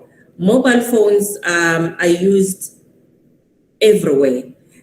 The increase in terms of users is growing each and every day. But together with that is the threats around it. Now, people can do mobile banking. People can do mobile return of tax using their mobile phones. We are doing most of our lives and continuing with our business using our mobile phones. But mobile security has been stagnant. It hasn't moved far. So there's another space where we can actually expand and work on it. The second last maybe issue that we can work on is on misinformation. I think I've indicated to you issues that we're having there with misinformation and how do we ensure that we can quickly verify information if it's correct or not. Also how to report quickly information if you receive fake news. Also virtual platforms. We're using a virtual platform right now, and anyone can take over this platform and turn these very nice presentations that we are having upside down and take over and do whatever that they want. What kind of security that we have as a country, as South Africa, that we can protect our virtual platforms.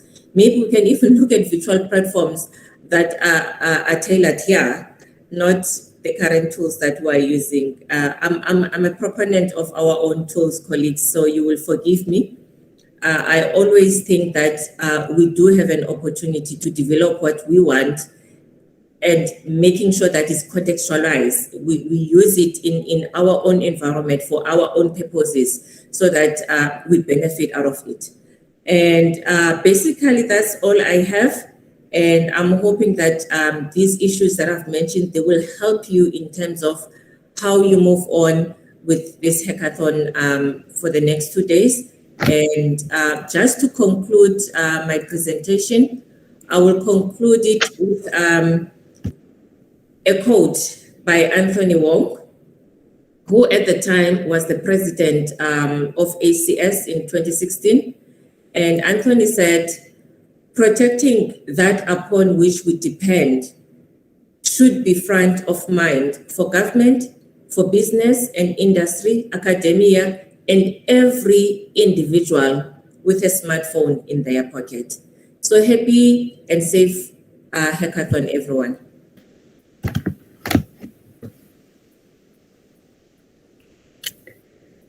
Thank you so much, Dr. Noluntu.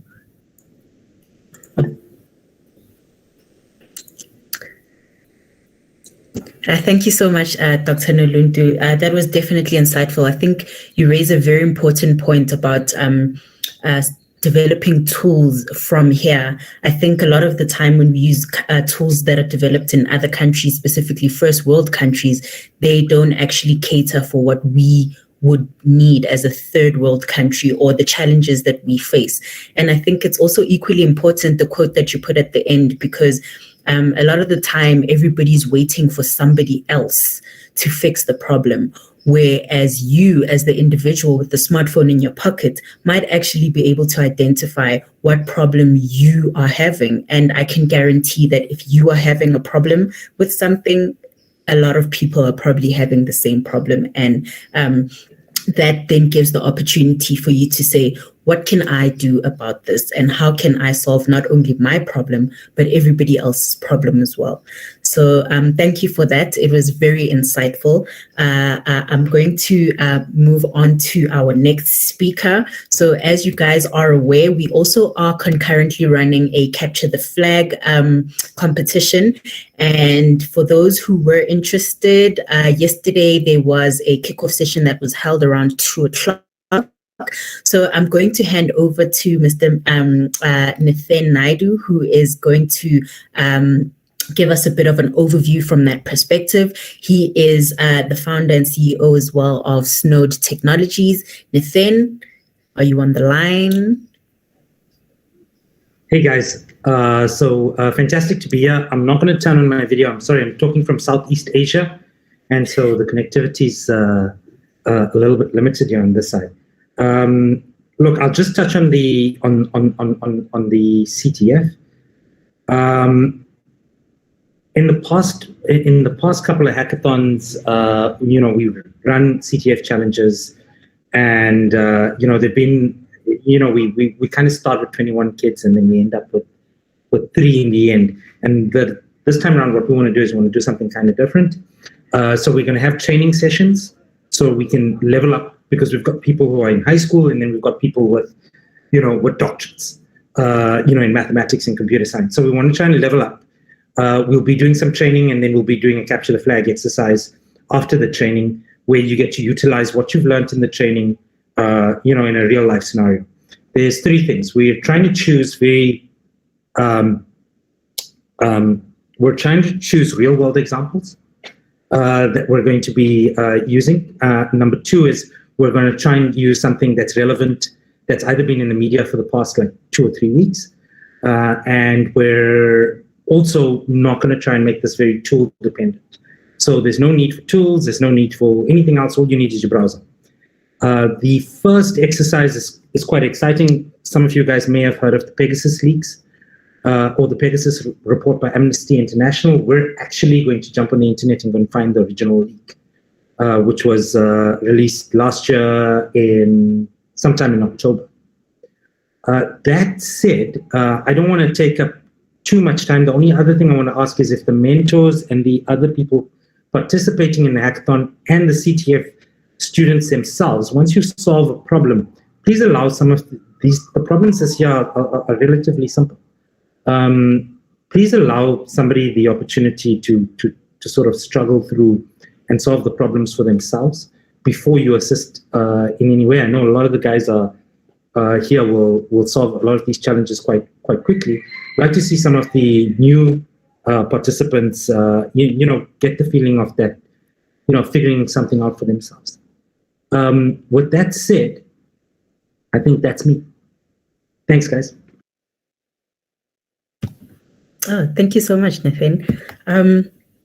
So this really happens, but we've gone from being behind schedule to being back on time. So that's really amazing. I'm going to hand over to the last speaker of this session before we go into a Q&A and then officially kick off the hackathon. So we've got Dr. Charlotte Wu, who is going to be taking us through a presentation called What the Hack, and she is the research lead at Geekulcha. Thank you for joining us, Charlotte, and over to you.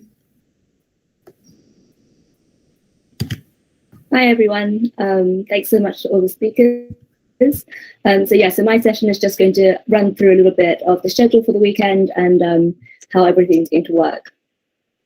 So just firstly to start with the schedule, obviously today is day 1 of our 2-day hackathon.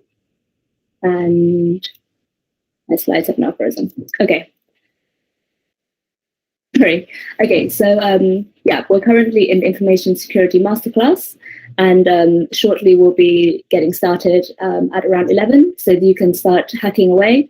A lot of you have already found teams. If you haven't got a team yet, please do shout in Slack. There's a channel called List of Teams. Put your hand up in there if you don't have a team yet and you want one, or if you have a team and you would appreciate a few extra members.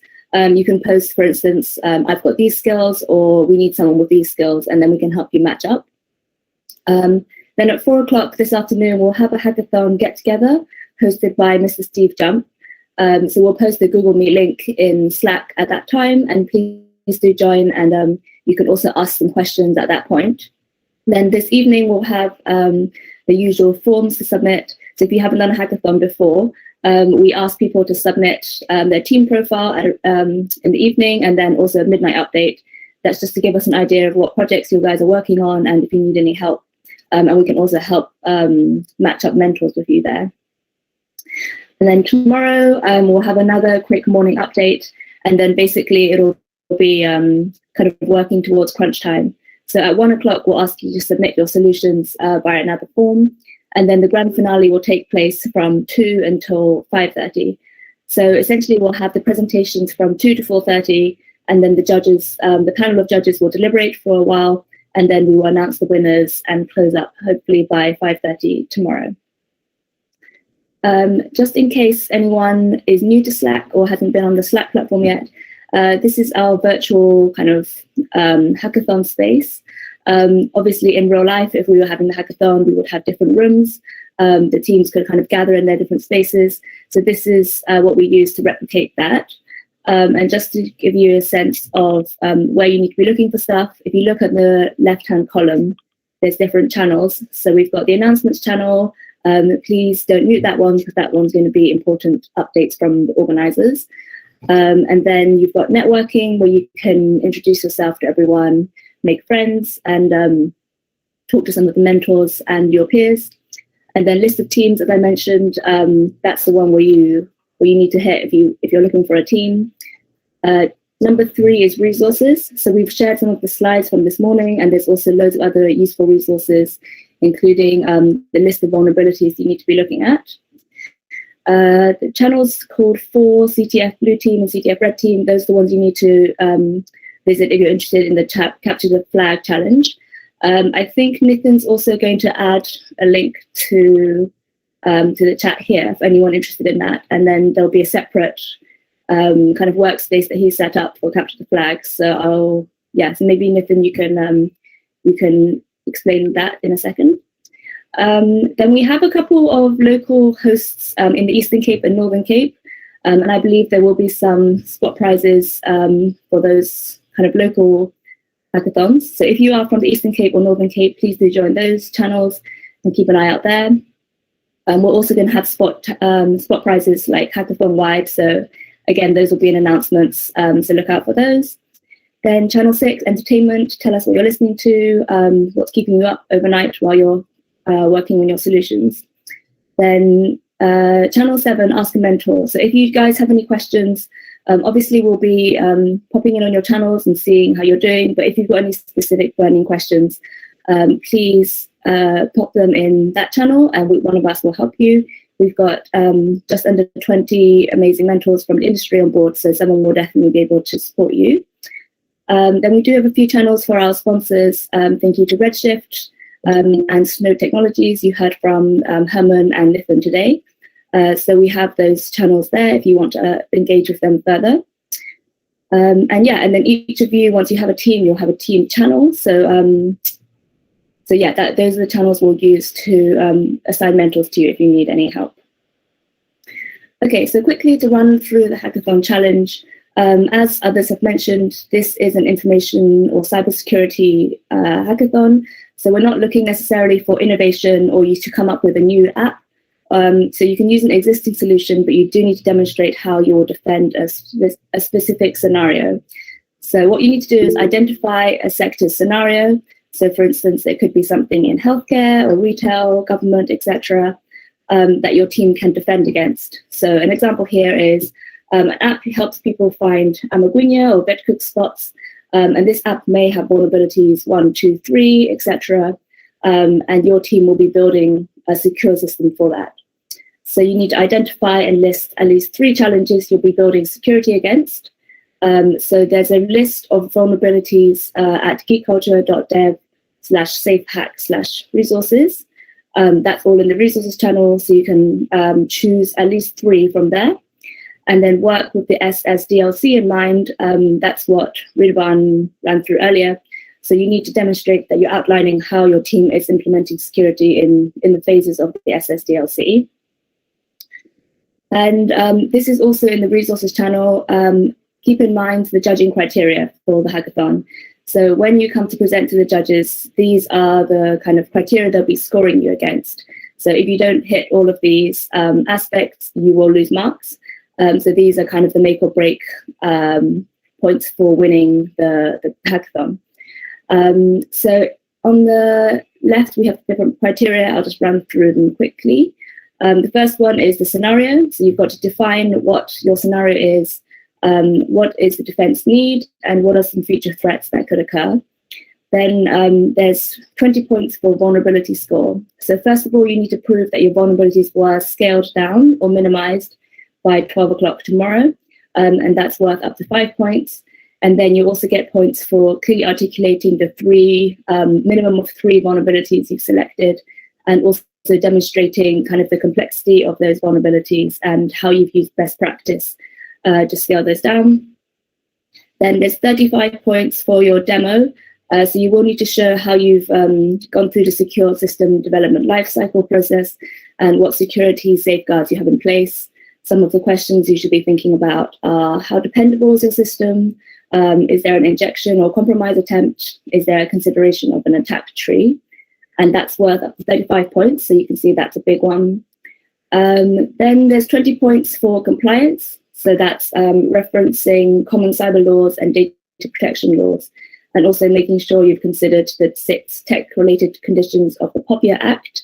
We can also put those in the resources channel in case anyone isn't familiar with those, but also ask questions as with everything. And then finally, presentation. So when you're presenting to the judges, make your presentation appealing and easy to understand. Remember, this might also, in a real world situation, you might need to present to someone who doesn't have a tech background, the users, for instance, to demonstrate how you will communicate that risk to them. So that's for a total of 15 points out of 100. And yeah, just to run through how the presentations will work. Each team will have up to 6 minutes to share your screen. We'll do it on a Google Meet, just like this one. So we'll ask you to share your screen and unmute yourself, and then you'll have 6 minutes to present your solution to the judges. The judges will then have a couple of minutes to ask you questions. So if you run out of time, if you run out of your allotted 6 minutes, the judges can give you a few of their minutes to finish presenting, but that is up to them, so don't count on that. And then finally, a few tips for the hackathon. So as I mentioned, do study the judging criteria to set your team up for success. Ask for help. We have mentors and peers and organizers all on the Slack platform. So do use this opportunity to learn and network from each other. Brainstorming is good. So don't go with the first idea you come up with. Generate a few different ideas and then decide what's the best one you can implement in the time, which obviously is limited. So managing your time is really important. Manage your energy. If you have teammates, then share your tasks out so that you can all work most efficiently. And there's different virtual working tools like obviously Slack, and then Trello, which Ridwan mentioned. Miro is a good whiteboard tool, and then obviously like Google Docs and whatever are really good for virtual working, so you can all kind of collaborate at the same time. So there will be spot prize contests during the weekend, things like breakfast, lunch, and data vouchers. So keep an eye out for those on Slack. Get some fresh air during the weekend, and most importantly, have fun and learn. So I'll just pass back to Kitumetse now for some Q&A time. We've got about 5 minutes until things start. Okay. Just quickly before we do get into Q&A, I know that we've got some of our Eastern Cape partners here. Wanga, if you're on the line, please could you just jump on and give us a few words of encouragement, and then we'll go straight into the Q&A. Hi, everyone. Good morning. Just going to ask you guys to mute. Hi, guys. Just wanted to say thanks to the following institutions here in the Eastern Cape for actually allowing us to be part of SafeHack 2021 and participating. We're really excited about this, and it's our hope from our side that the winner will actually come from Eastern Cape. So everyone else, shots fired, we won't. It's basically from Forte University. I want to say thank you to Prof. Willie Chinyamurindi. From Walter Sisulu University, I want to say thank you to Dr. Tobekani Lose and Dr. Nambakazi Kalata. From the Buffalo City TVET College, I want to say thank you to Mkululi Jack. I want to also say thank you to Tabang Muleko and Tsidi Mohapelwa from Rhodes University. And then from Little Pig, I want to say thank you to Moli Sintlapo. And Cortex Hub, we want to say thank you very much to Ayat Lover. From Vumali, I want to say thank you to Vuyo Nwaba. She's also the director of Startup Grind East London. I want to say also thank you to Usbongile Boy from Second Office, who's also on the board of Startup Grind. And also want to say thank you to Usiam Kanda Shobo from Eleglam Lifestyle Business and ICT Solutions. So that's basically us saying thank you to you guys for allowing us to be part of SafeHack, and we look forward to obviously future hacks and other partnerships. And yeah, it's going to be an exciting weekend, and just to sort of reiterate what Charlotte just said, it's just about having fun, and we're just hoping to have some good collaboration. And yeah, thanks guys.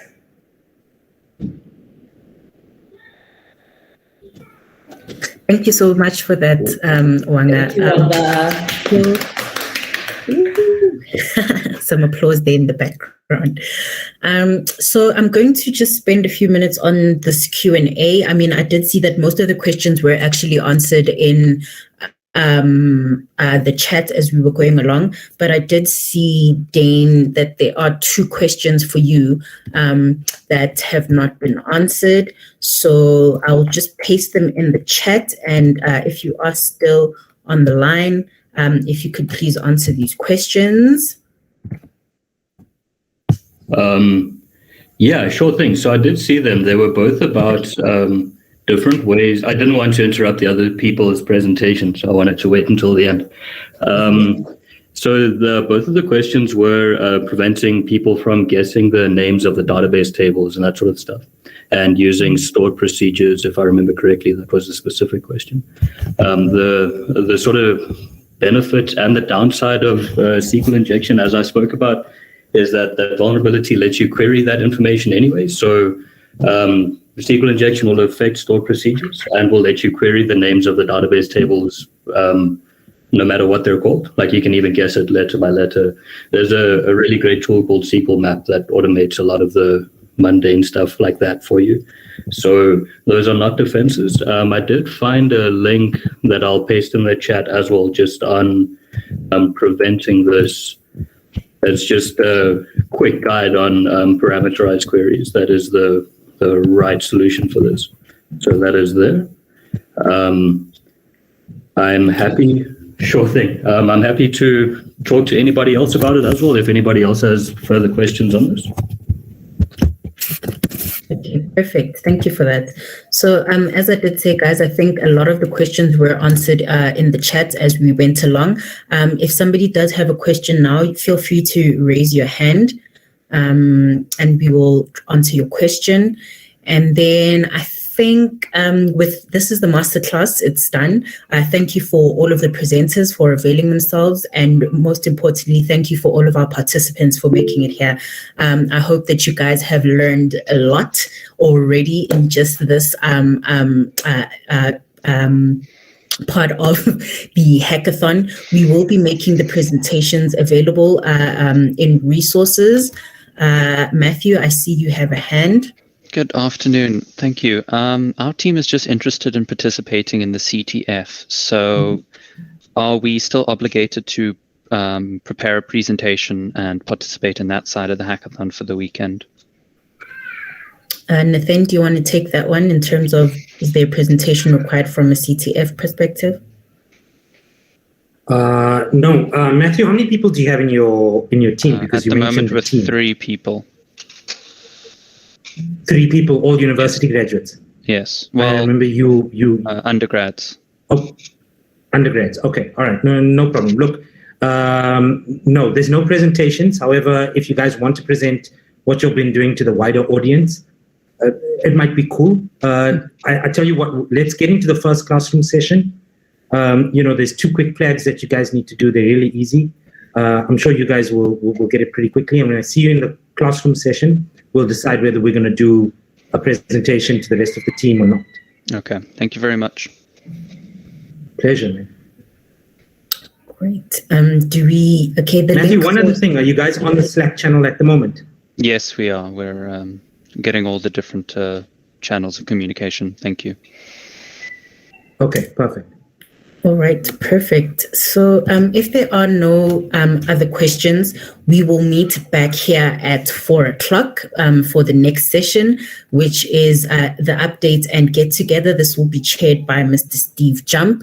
And any questions that you do have, post them in the Slack channel. If you're not on the Slack channel, Charlotte has pasted the link to the channel in the chat as well. We've got a question here about what time is the classroom session for the CTF. Now, classroom session is as soon as I get my 21 guys into past the first 2 flags. So we'll wait for everybody. If somebody's fallen behind, I'll come get you. Don't worry about it. So we're going to give everybody a good opportunity to get the first 2 flags, right? All right. So be on the lookout, guys. Just watch your notifications, and that's where all the updates will be. So thank you so much. Enjoy the hackathon. I'm looking forward to seeing you guys at 4 p.m. Get your teams together. Get your questions answered by mentors. Start thinking about your solutions. Put everything together. And good luck to everyone. Thank you.